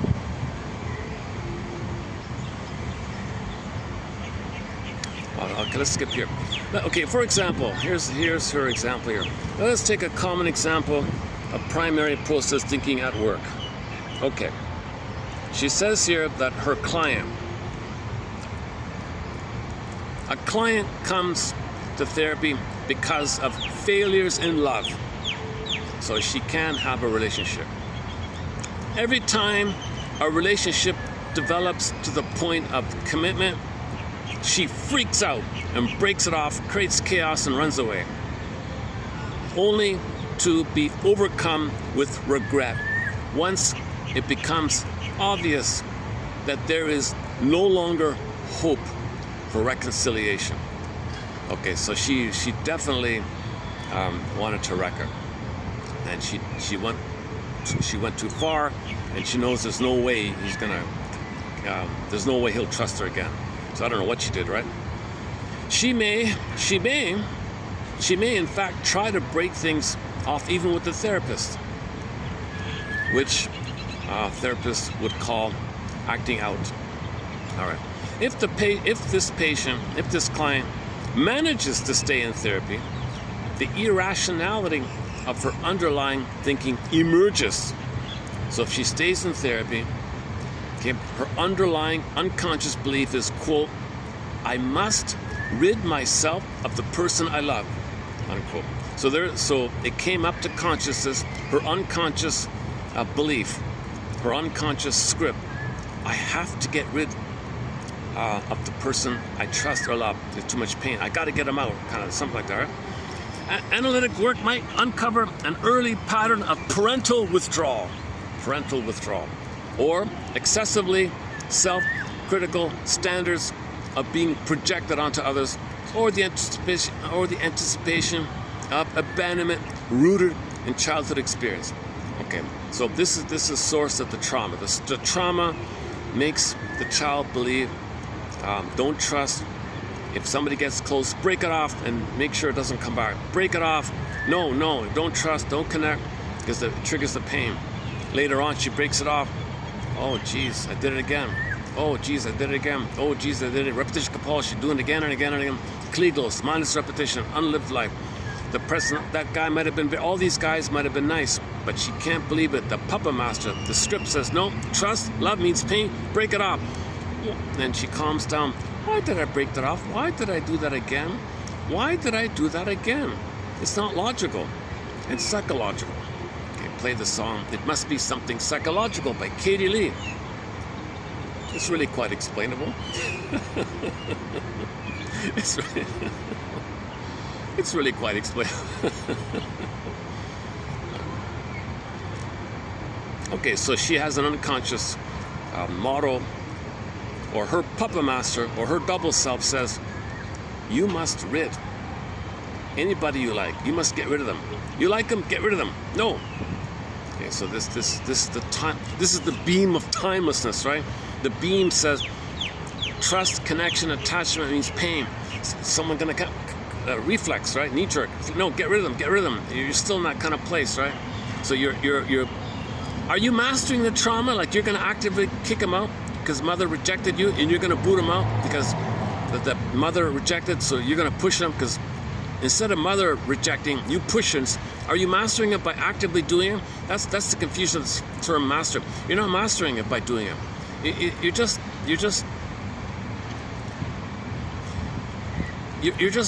knee-jerk conditioned response, Pavlovian kind of conditioned response. It's like a pain reflexive. Like the cat touches the stove, oh, you won't touch it again. It's just something like, the cat's not, I don't know, it's just a reflex thing. This idea of mastering comes up very often not so much lately, but in the older article. But this book's not too old. This book is 2010 or something, 2002 or 2000 and early 2000. I think it's 2001 or 2, something like that.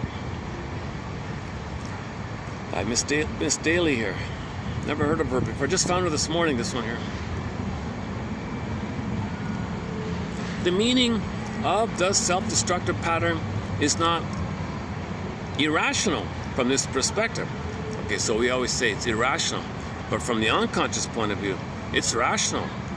The unconscious says, oh yes, I want this symptom. The unconscious says, I want no connection. I want no trust or love. It's otherwise the alternative is too much pain. So I'd rather have the pain of I'd rather have the pain of nobody than the pain of being hurt or something. So whenever there's dysfunction, your unconscious creates it. It wants it because the unconscious believes something worse would happen. Consciously, you don't want it. Consciously, she says, I want the guy, I like the guy, but my unconscious booted him out. The unconscious pulled the strings, made her hysterical, said some violent things to the guy, or scared him off, and the unconscious did. Later on, she calms down. I like that guy. He was good for me. Why did my unconscious do this? Well, the unconscious of her says, I want this symptom. This symptom of no connection, no love.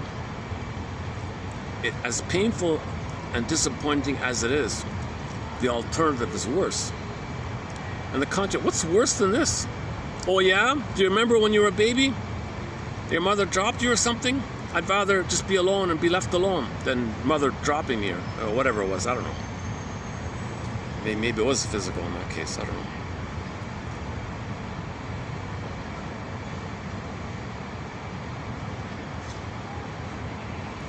Where are we here?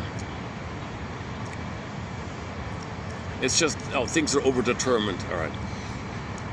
The irrational thought, I must rid myself of the person I love, might be a complex expression of need, desire, anger, hate, memory. Okay, the whole thing, the whole event. What appears to be an irrational pattern, so consciously perplexing, will make perfect sense once located in the client's intra-psychic world. So it makes sense to the unconscious, although consciously it doesn't make sense. Consciously, it doesn't make sense to be an emotional eater. You're not hungry, but you're gonna eat food as mother to make you feel the chemistry and the soothing and the sugar and the memory and the sweetness to make you warm. Alcohol makes you warm. It's a stimulating fluid, milk. You know, these kind of cigarettes and nipples and these kind of things. Really, this is totally irrational. But from the unconscious point of view, oh, this is rational. If you had no mother, you'd be dead. You better reach for mother in whatever form you can. So from the unconscious point of view, it's reasonable. But from the conscious point of view, it's not reasonable. Unconscious says, from its point of view, it's reasonable because something worse would happen if you didn't do it. The conscious says, this is absurd, this is ridiculous. So Bruce Ecker says you want to hold the two at the same time.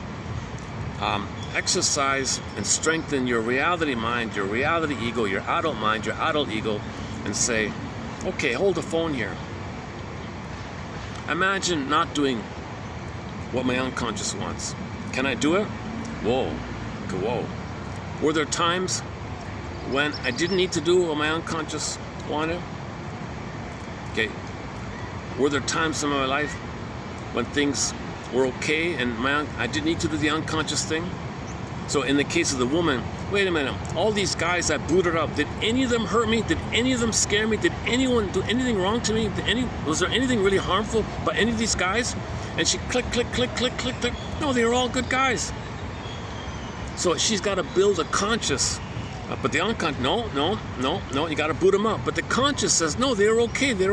No, I don't care. Or I'm coming from the beam of the timeless survival amygdala. The amygdala, it's like a reflex. It's like those iguanas things, like the baby iguana, baby gecko. It's a gecko in the mind, right? The gecko has a reflex. The adult mind said, no, those guys were nice.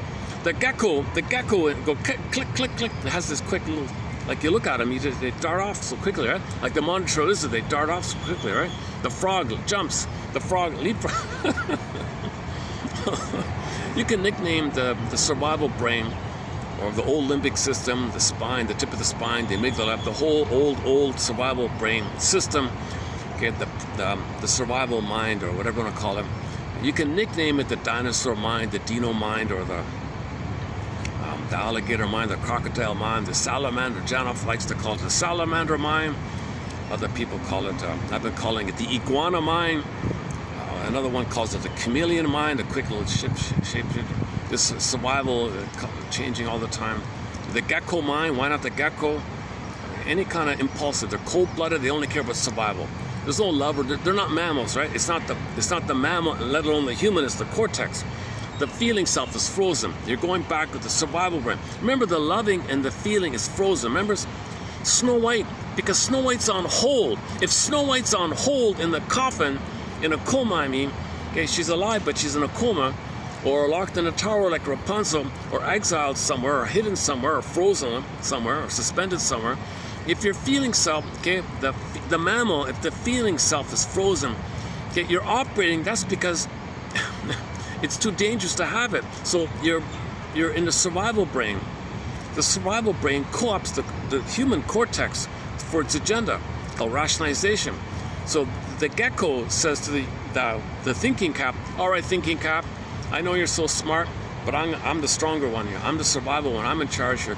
So I'm gonna twist you so you come up with some flim-flammery and duplicity, and you believe it, okay? Yes, gecko. Yes, gecko. Need to know. Yes, gecko. Yes, gecko. So we have to build our conscious mind. Hold the phone, gecko. Hold the phone here. I hear you, gecko. Okay, I hear you. Just hold up, and work with the two sides. Listen to the gecko, and listen to your own conscious mind.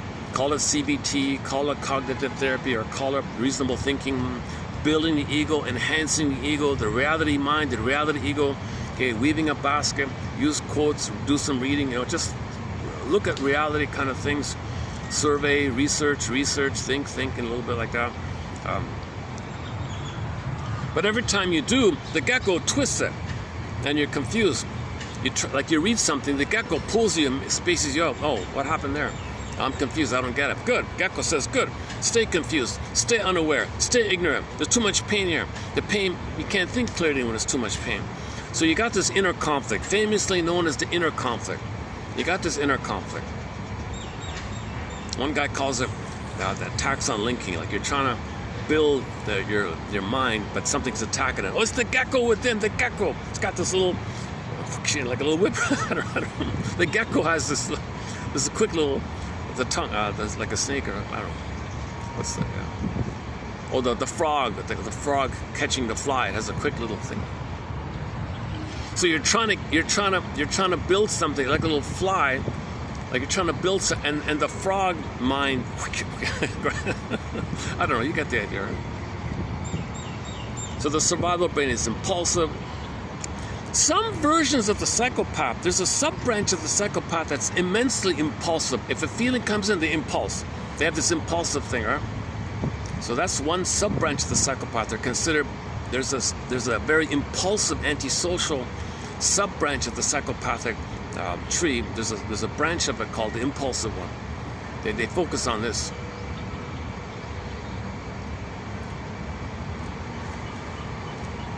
Oh, the joke. Okay, we ended up with a joke here. Okay, I'm just being silly here. I just found this random joke here. One lady says,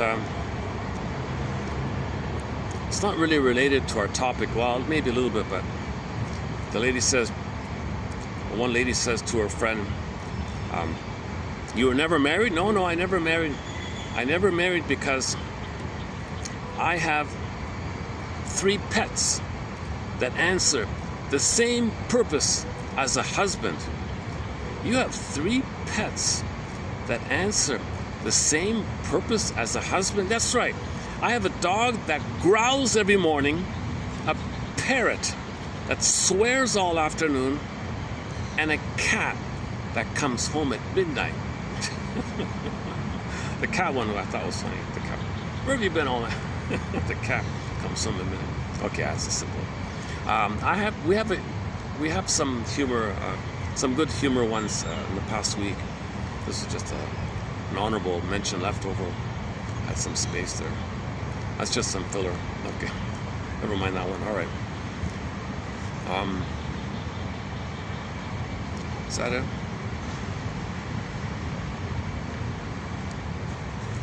I might have another repetition compulsion one here. Hang on a second. Where is it?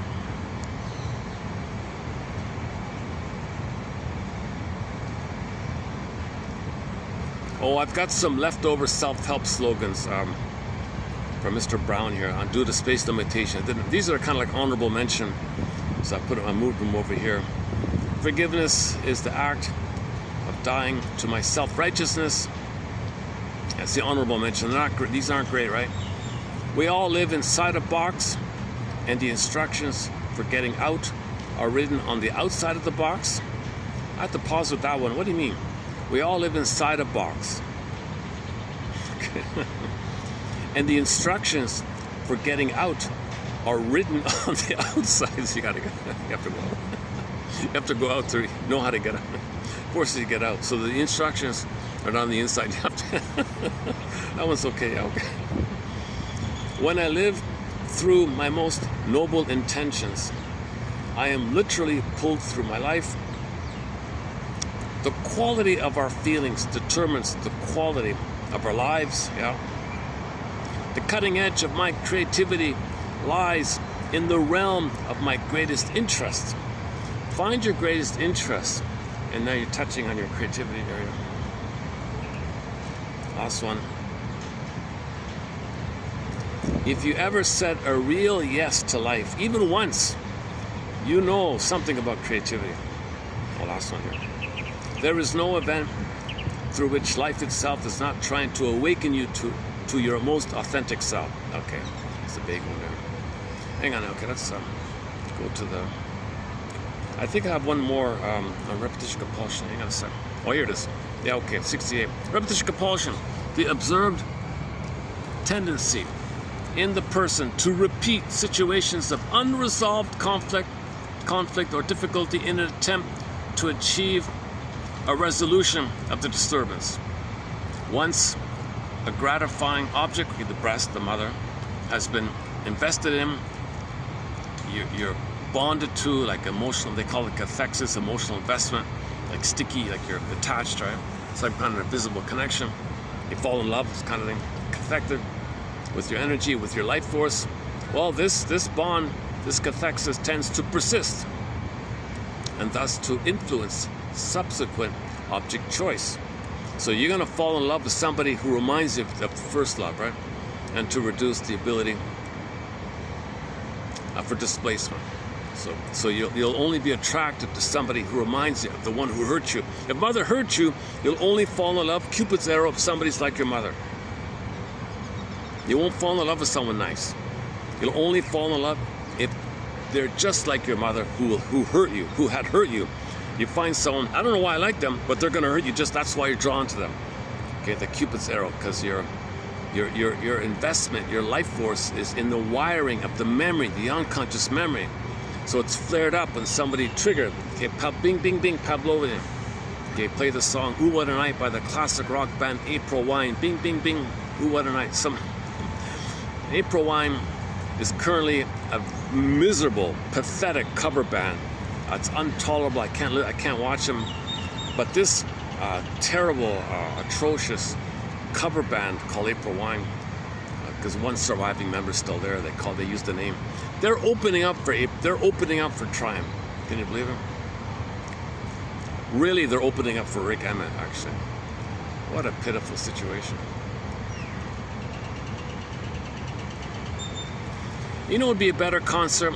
Harlequin, the guy, I think the guy's still around, the Harlequin guy. And the guy from Chilliwack, he's still around, right? You're better off watching, and the Trooper's still around, right? You're better off watching those three, like in one show. Trooper, Janine, okay, Street Heart's a disaster, Prism's a disaster, those cover bands, similar. The only surviving bands that I know of are Bill Henderson, right, Chilliwack. He's doing his final closing year this year. Bill Henderson. Fly at Night, Arms of Mary and all that. Communication Breakdown, Chilliwack. This is his final year. He's quitting, he said, this year.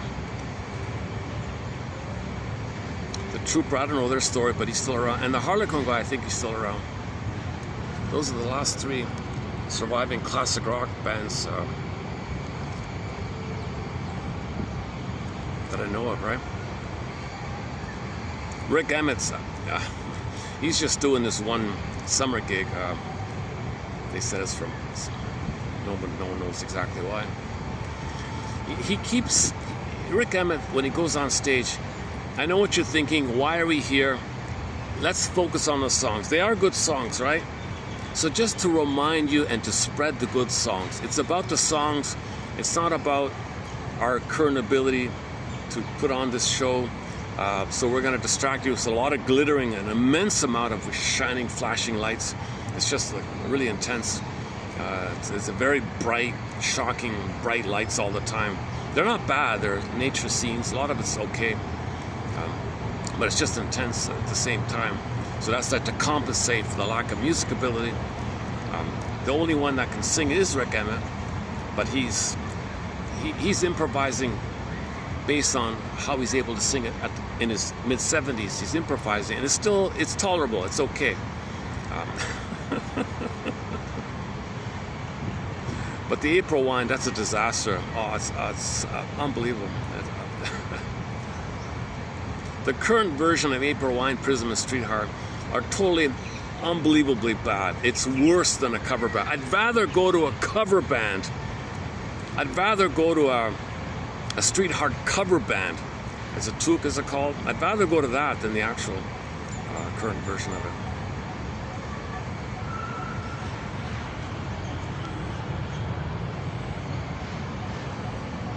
If there's a cover band or Prism, I'd rather go to that one.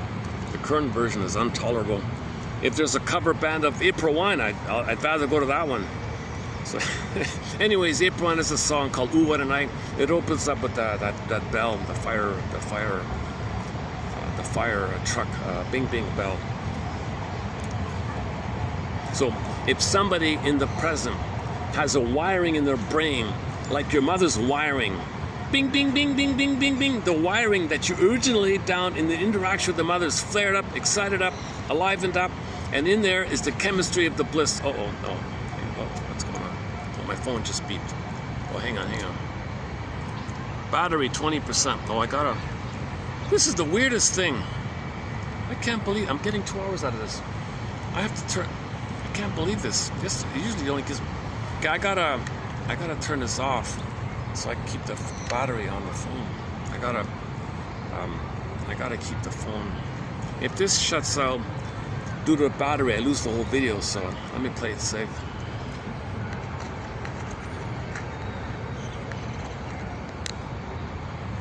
All right.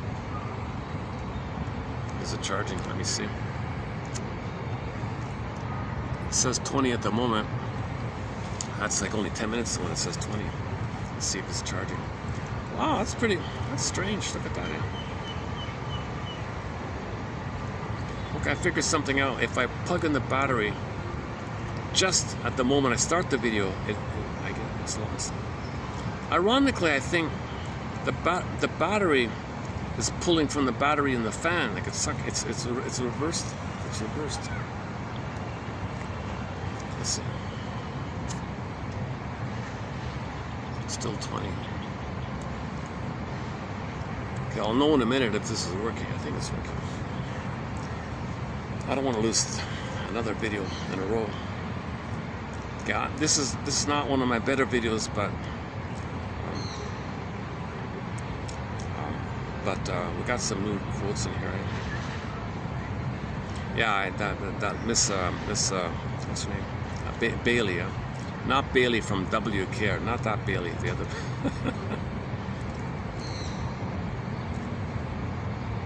I only read the opening page of her book.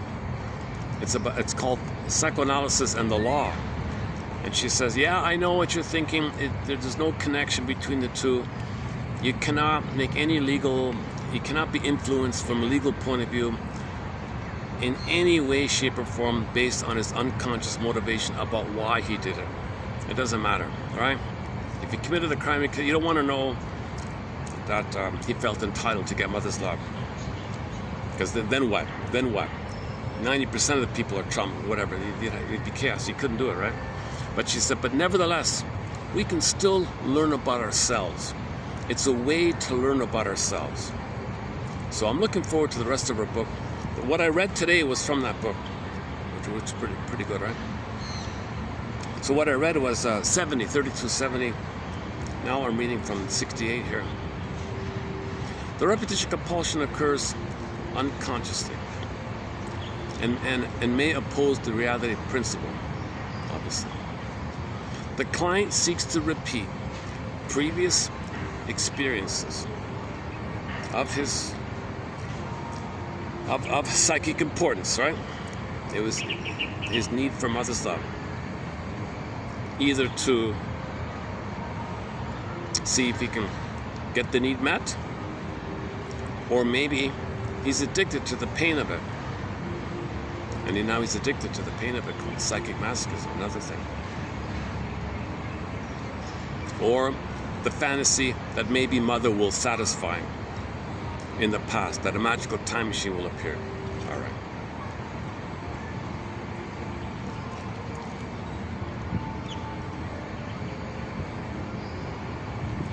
Well, this is from Paul Dewald here. The more an individual is involved in unconscious, infantile, or childhood conflicts, i.e., the more severe the neurotic disturbance,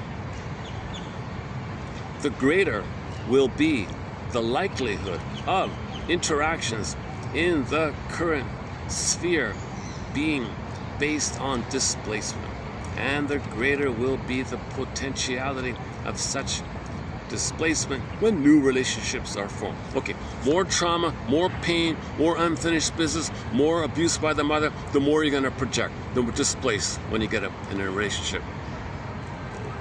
Right? So if the baby developed, let's say, the BPD personality, okay, so that's relational trauma. One shortcut is BPD is relational trauma, simply. So if the baby had a relational trauma, trying to connect, avoid, no, I can't, close, engulf, avoid, abandon, schizoid dilemma, dance. You can't get close, can't go too far. Always got to fight. If the baby and the mother are fighting all the time, it's just BPD chaos, right?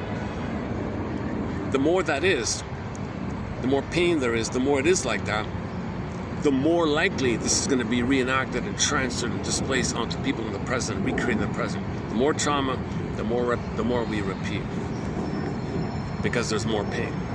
That's kind of obvious, all right. Okay, this one here, okay. In trauma, there's disassociation, right?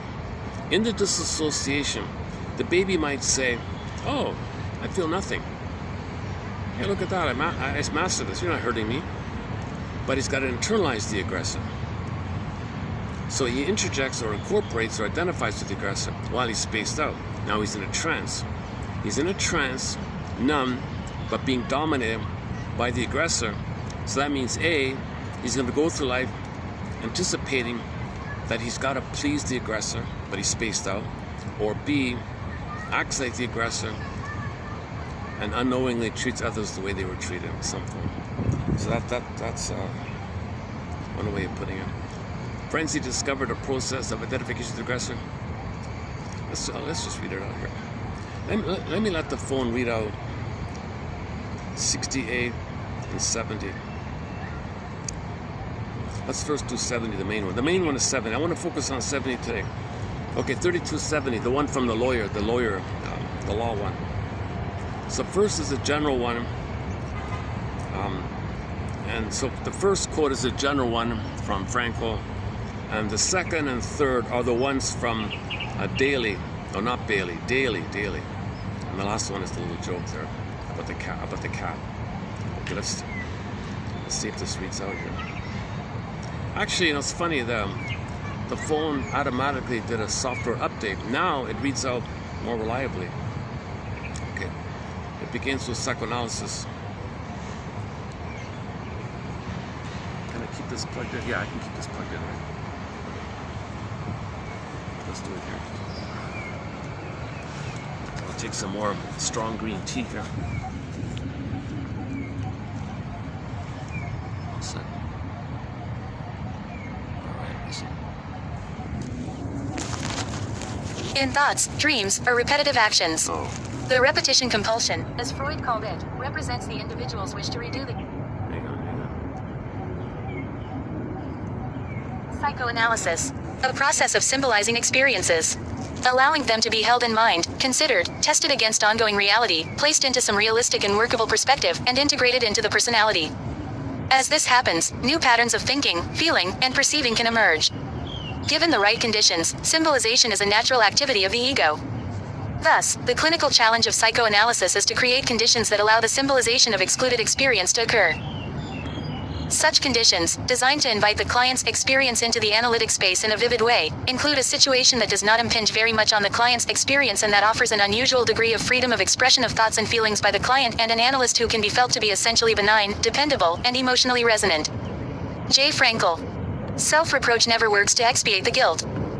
Analysts have emphasized that masochism often has roots in early abuse, identifying the interpersonal, attachment, and predominantly pre-oedipal object relations aspects of masochism, and locating the origins of masochism in the need to preserve a tie to an object at whose hands one has suffered in childhood. In this view, the adult love of suffering has its roots in the child's adaptive response to an abnormal environment. Freud also related masochism to trauma. He described the human need to master a psychic trauma, a process that leads individuals to return to the traumatic event in thoughts, dreams, or repetitive actions. The repetition compulsion, as Freud called it, represents the individual's wish to redo the traumatic event in a futile effort to master its overwhelming effects by evoking a sense of agency. Efforts to overcome early trauma may also lead an individual unconsciously to enter into situations and relationships that tragically replay the earlier experiences. Freud's ideas about what makes the unconscious appear irrational have largely withstood the test of time. As he explained, the unconscious appears in the form of primary process, thought. There is a timeless sense to it, as when feelings from an early age coexist with adult feelings. I am an abandoned child. It allows for wishes and fantasies to operate outside the constraints of reality. I want to marry my sister-in-law. It tolerates conflicts and ambivalences. I hate the person I love, and it abandons the rules of logic in favor of disguise through wordplay, condensation of meaning, symbolization, and displacement. Dreams, jokes, symptoms. Poetry and abstract art can come close to representing unconscious mental thought, what Freud called primary process. Romance itself falls in with the loosened logic, magical thinking, and dreaminess of unconscious life. Yet to call primary process phenomena irrational is misleading, for the images and connections make perfect sense when subjected to reasoned investigation.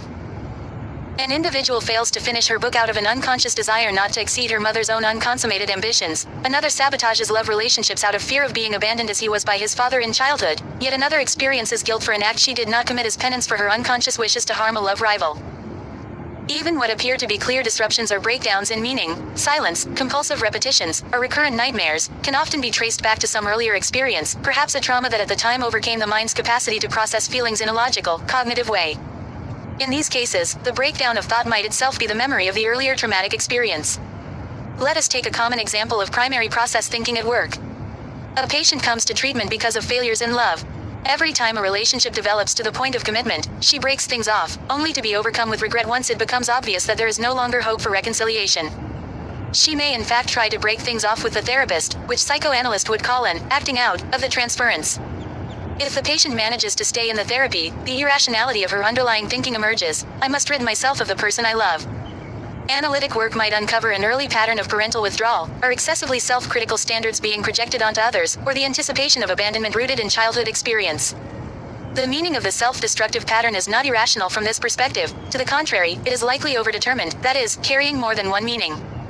The irrational thought, I must rid myself of the person I love, might be a complex expression of memory, love, desire, and aggression. What appears to be an irrational pattern, so consciously perplexing, will make perfect sense once located in the client's inner psychic world. See daily. I never married because I have 3 pets that answer the same purpose as a husband. I have a dog that growls every morning, a parrot that swears all afternoon, and a cat that comes home at midnight. Marie Corelli. TQ 3270. Let me see if I can speed it up a bit so I can get it, so I can make it fit 3 minutes. So here's an experiment. I want to see if I can get this all in 1 3-minute short, minus the joke at the end. Let's try this again. Hang on a sec.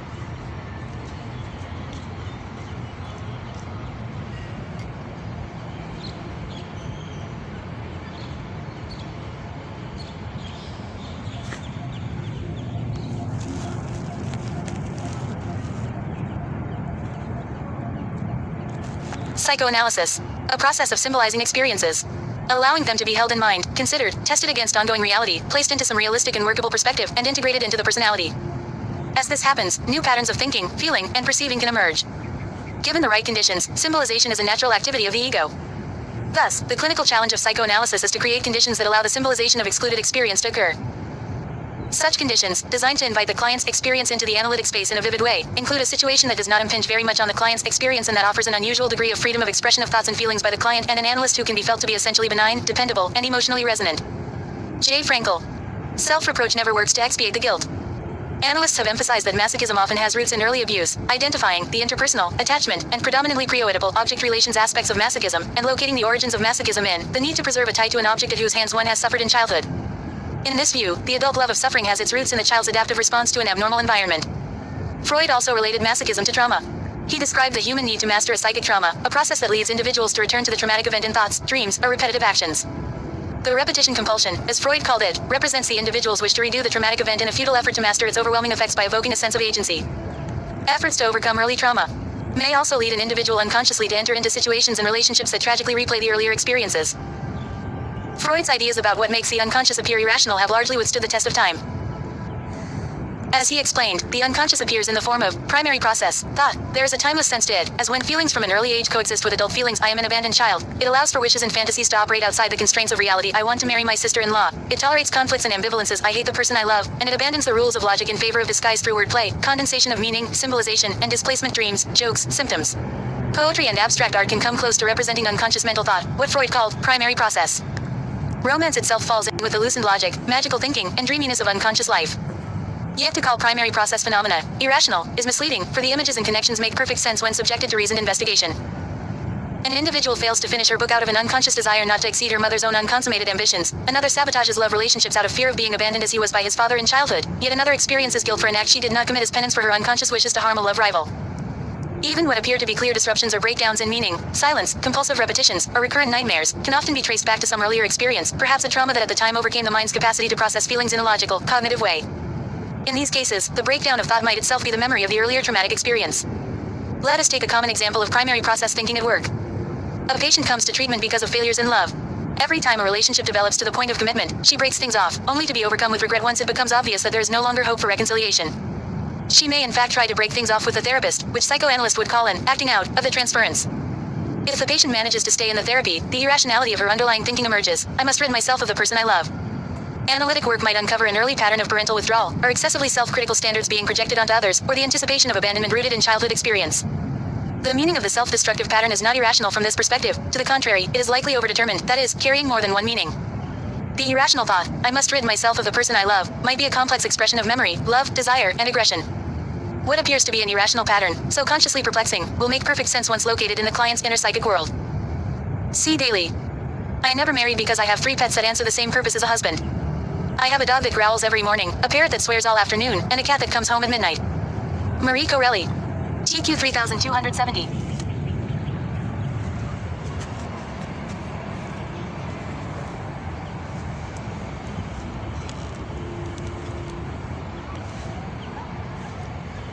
How are we doing here?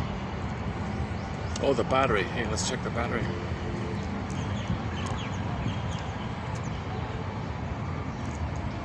Yeah, okay. 27%. Well, should we wrap it up here? I quite liked Miss Daly's 2 quotes here. They're pretty clear. They're good. Repetition compulsion, the masochistic one, and the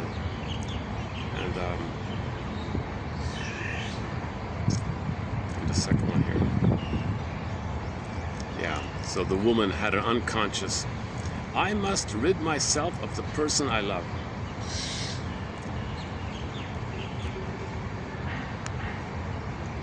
All right.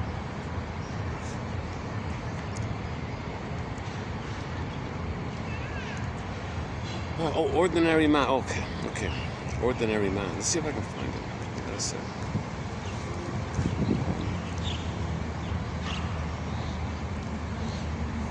I never listen to that song. I'm not really a fan of it, to tell you the truth. It's a little slow or something, but he likes it a lot. He's a huge fan of it himself. It's one of his personal favorite songs, right? We're getting it. A sec. Ordinary.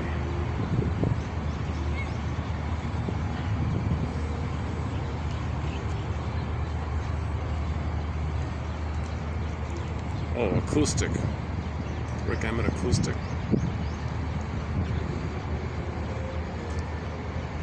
Look, I'm not sure which is the best cover. Oh, just do the regular one.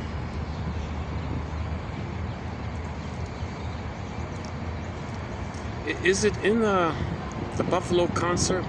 Do you mind if I just double check? Why? It's got to be in this Buffalo concert. Hold on a sec. This whole wide world around you, yes.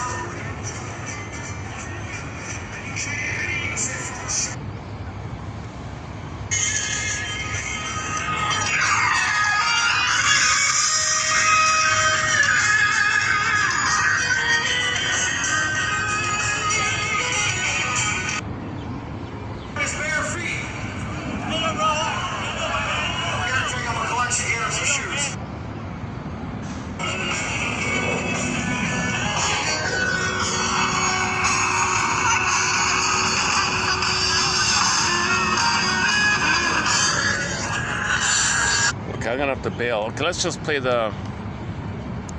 Okay, here's an acoustic one. Let's try this acoustic one. I don't know if this is any good.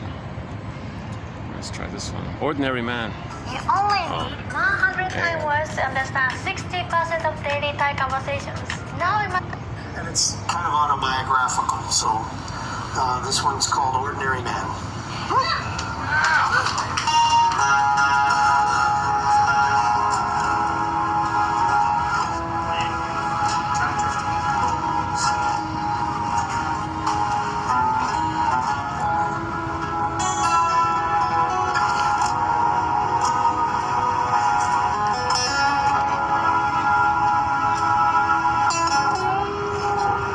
Ordinary man, my translation of it is you're out of the narcissism.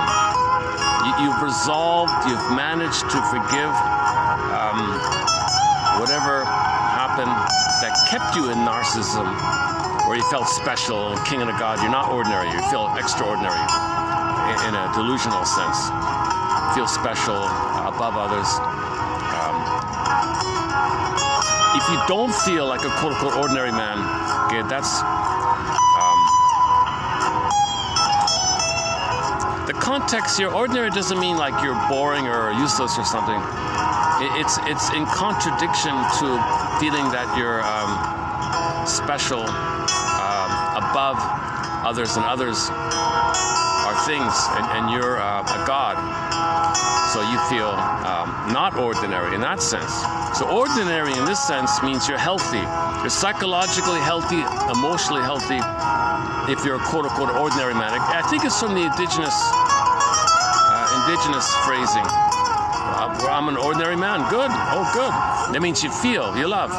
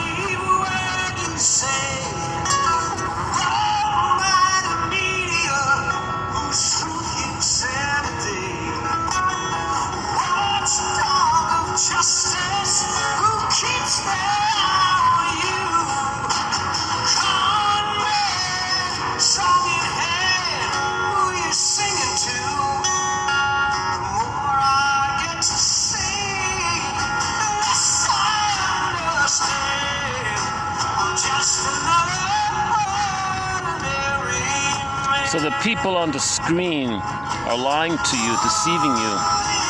Okay, they're not ordinary like that. It's narcissism. Ordinary in this context is synonymous with human, being human. I'm a human man, right? I'm a human man.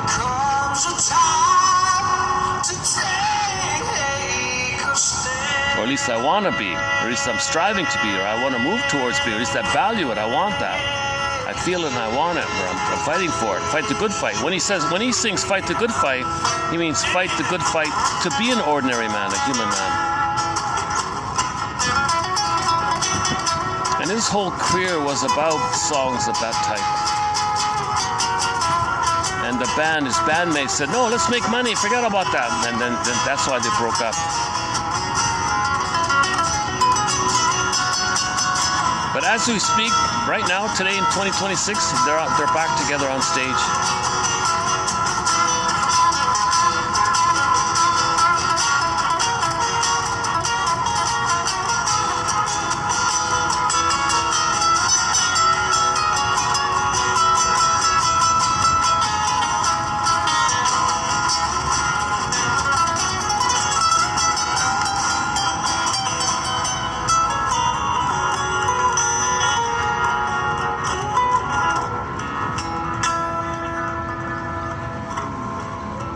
That's pretty rare to see him on stage with two other guitarists. Usually it's just himself and one other guy.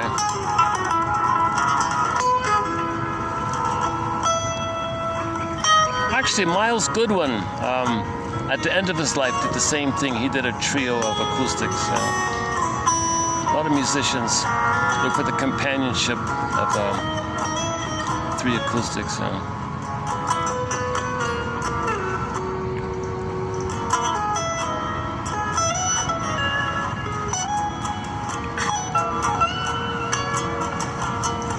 Once I found the truth, was gonna set me free, but now I feel the chains and its responsibility. I will not be a puppet. Oh, I cannot play it safe. I'll give myself away with a blind and simple faith, 'cause I'm just the same as you. I just do the best I can, 'cause that's the only answer. I'm a wounded human doing the best I can.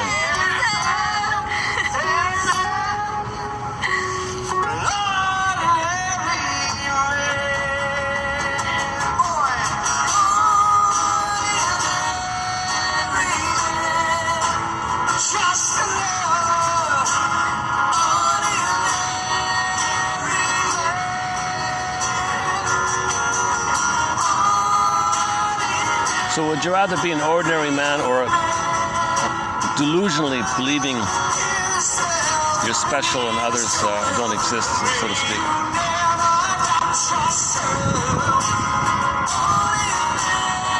But the people on TV don't operate from that perspective of human to human.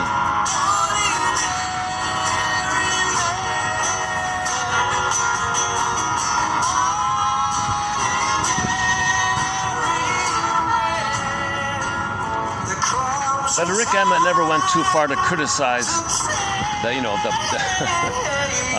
plunder system too much.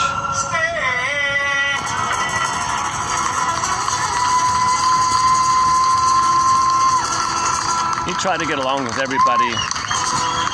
He was a very friendly, chatty kind of guy. He's very personable, very humor. Humor saved him. Here he is in Penticton.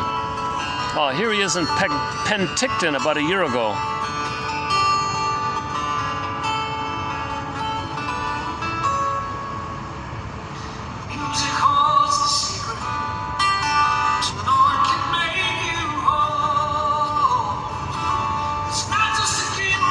Oh, it's going to be copyrighted.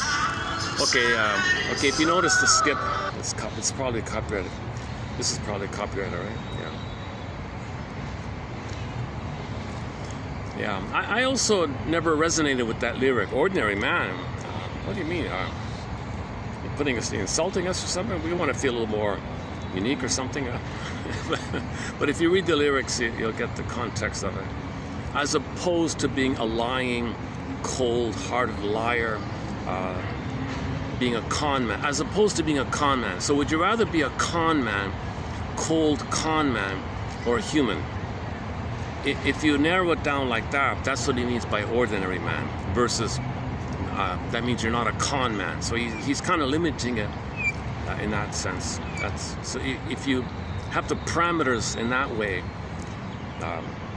the con man is not an ordinary human, but the con people will fool the ordinary humans. I'm an ordinary human, and I've been fooled, and I'm in pain, and I see the con man lying to me. Hey, you on the TV are lying to me. What's your current lie? Who is your puppet master now? Who are you singing for now? Oh, now who are you lying for now? And who hired you now? And who are you? He has all these things about. I wonder who is he lying for? Whom? He's a hired liar. He's a hired con man for whom? The next day you're a con man for whom this time? And you're a con man for whom this time? It just goes endlessly like that. So he doesn't want to be that. So he felt pained by this. I'm just an ordinary human here. I don't like this. I want to be an ordinary man. So that's the context of the usage of the term ordinary. Like that. So hopefully there's no clarity by that. That's my take on it. If you look at the lyrics. Anyways, the other that Penticton concert, Hold On, Magic Power, and Lay It on the Line was very good as well. Yeah. He did 3 songs. That one there. Oh, okay. In the last video,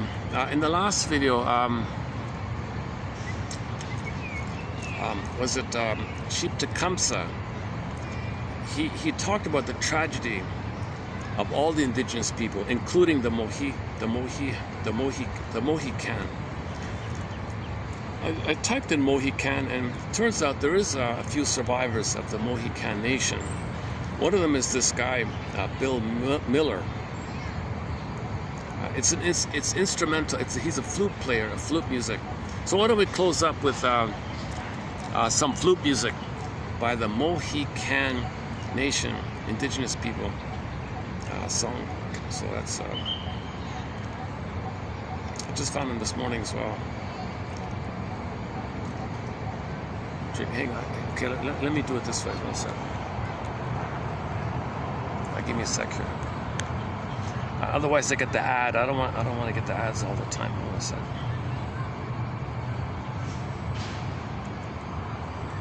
Let me just quickly dig it up another way here.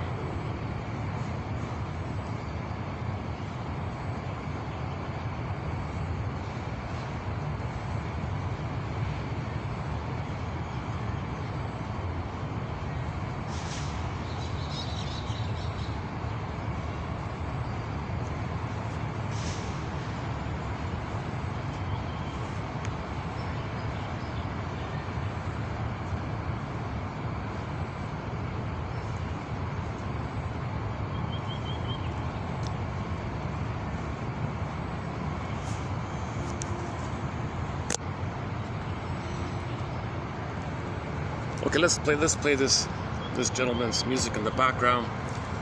And 1 second. Okay, submitted for your approval and consideration. Oh, there it is. Considered for your approval and consideration. Should you choose to accept it.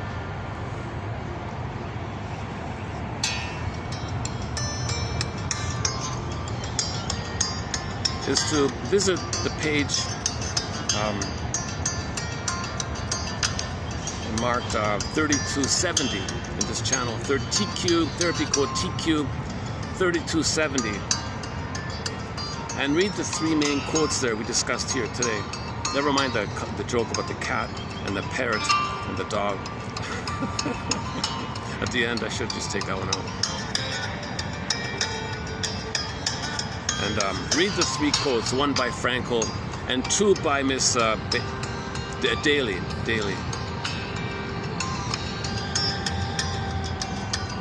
And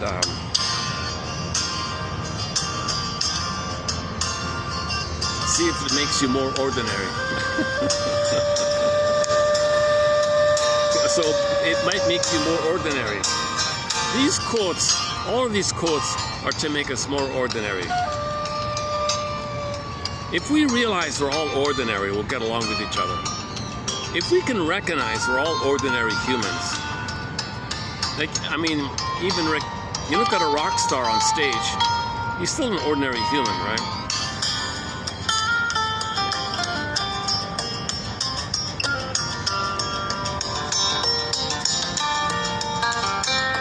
That's pretty good, right? Yeah. This one's called Dreams of Wounded Knee.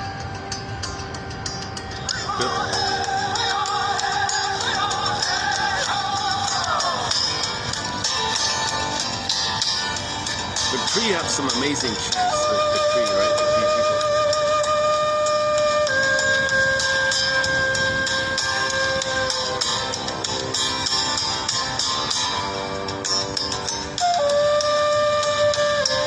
If you really want to look more deeply, check out Frenzy, Sandor Frenzy, about identification with the aggressor.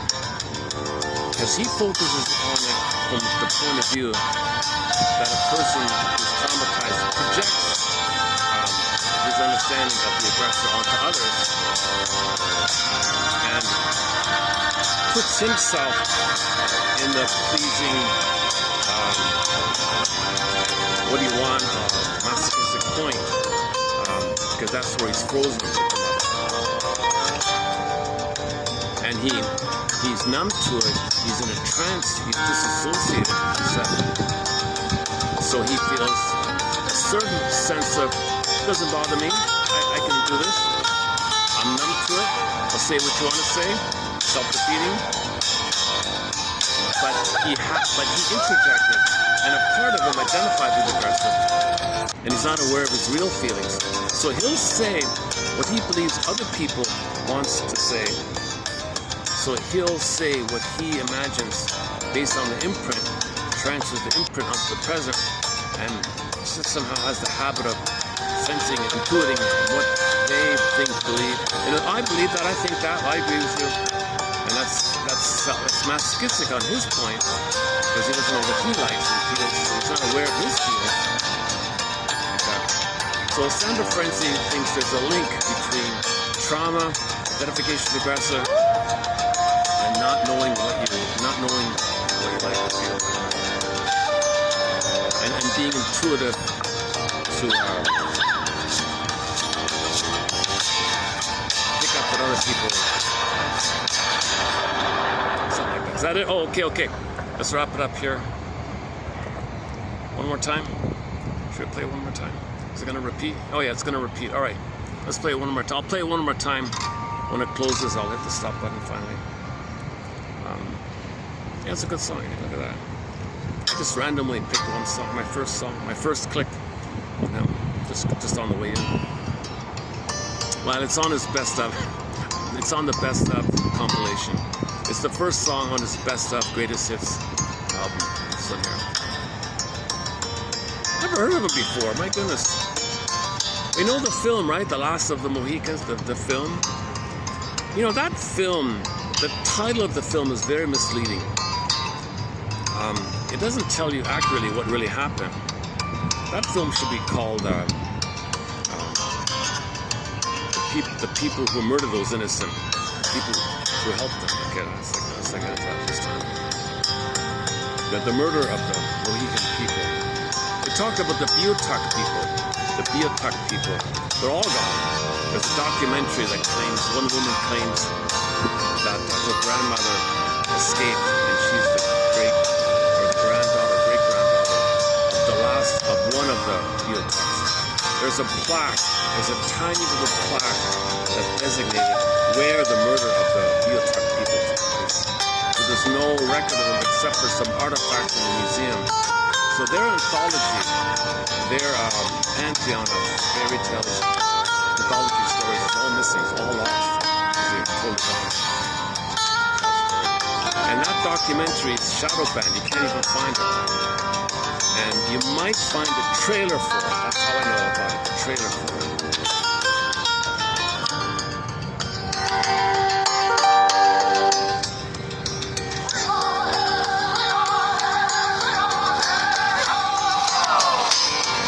Okay, for more about the indigenous wisdom, indigenous story, check out the last video. We featured quotes from Black Elk, his cousin Crazy Horse, the famous chief Tecumseh, another famous chief called Dan George, another one called Joseph. A few of the ladies are in there. Some good quotes. It's a new thread in our collection called Indigenous Wisdom. We did a preview of it in the last video. Most of the last video, the first 2 hours, it's mostly discussion of indigenous wisdom, like calling in the directions, talking stick, dreams, telling your dreams, the myths they talk about. Very advanced, very emotionally rich spiritual people. Yes, primitive in their technology, but in the feeling realm, they kept the feminine, they kept the feeling. All the treaties are tricks. And we featured some songs in the last video. That was great. I love doing that. Kelly Fraser's in there. Willie Dunn, two from Willie Dunn. Tracy Bones and Tracy Bones over there. In the future, I want to play more, yeah, maybe more of this guy here. Mohican. This is our first Mohican song by Bill Miller, huh? All right, this is gonna end up in a few seconds here. Metaphors be with you. May the quotes in 3270, may they make you more aware of yourself. Know thyself. The more we know ourselves, the more we understand ourselves, the more we love ourselves, the more we heal ourselves, the better off we all are, obviously. So like they said in ancient times, know thyself, you know, the most famous two words, right? Know thyself. Thanks very much. We'll see you in the next video.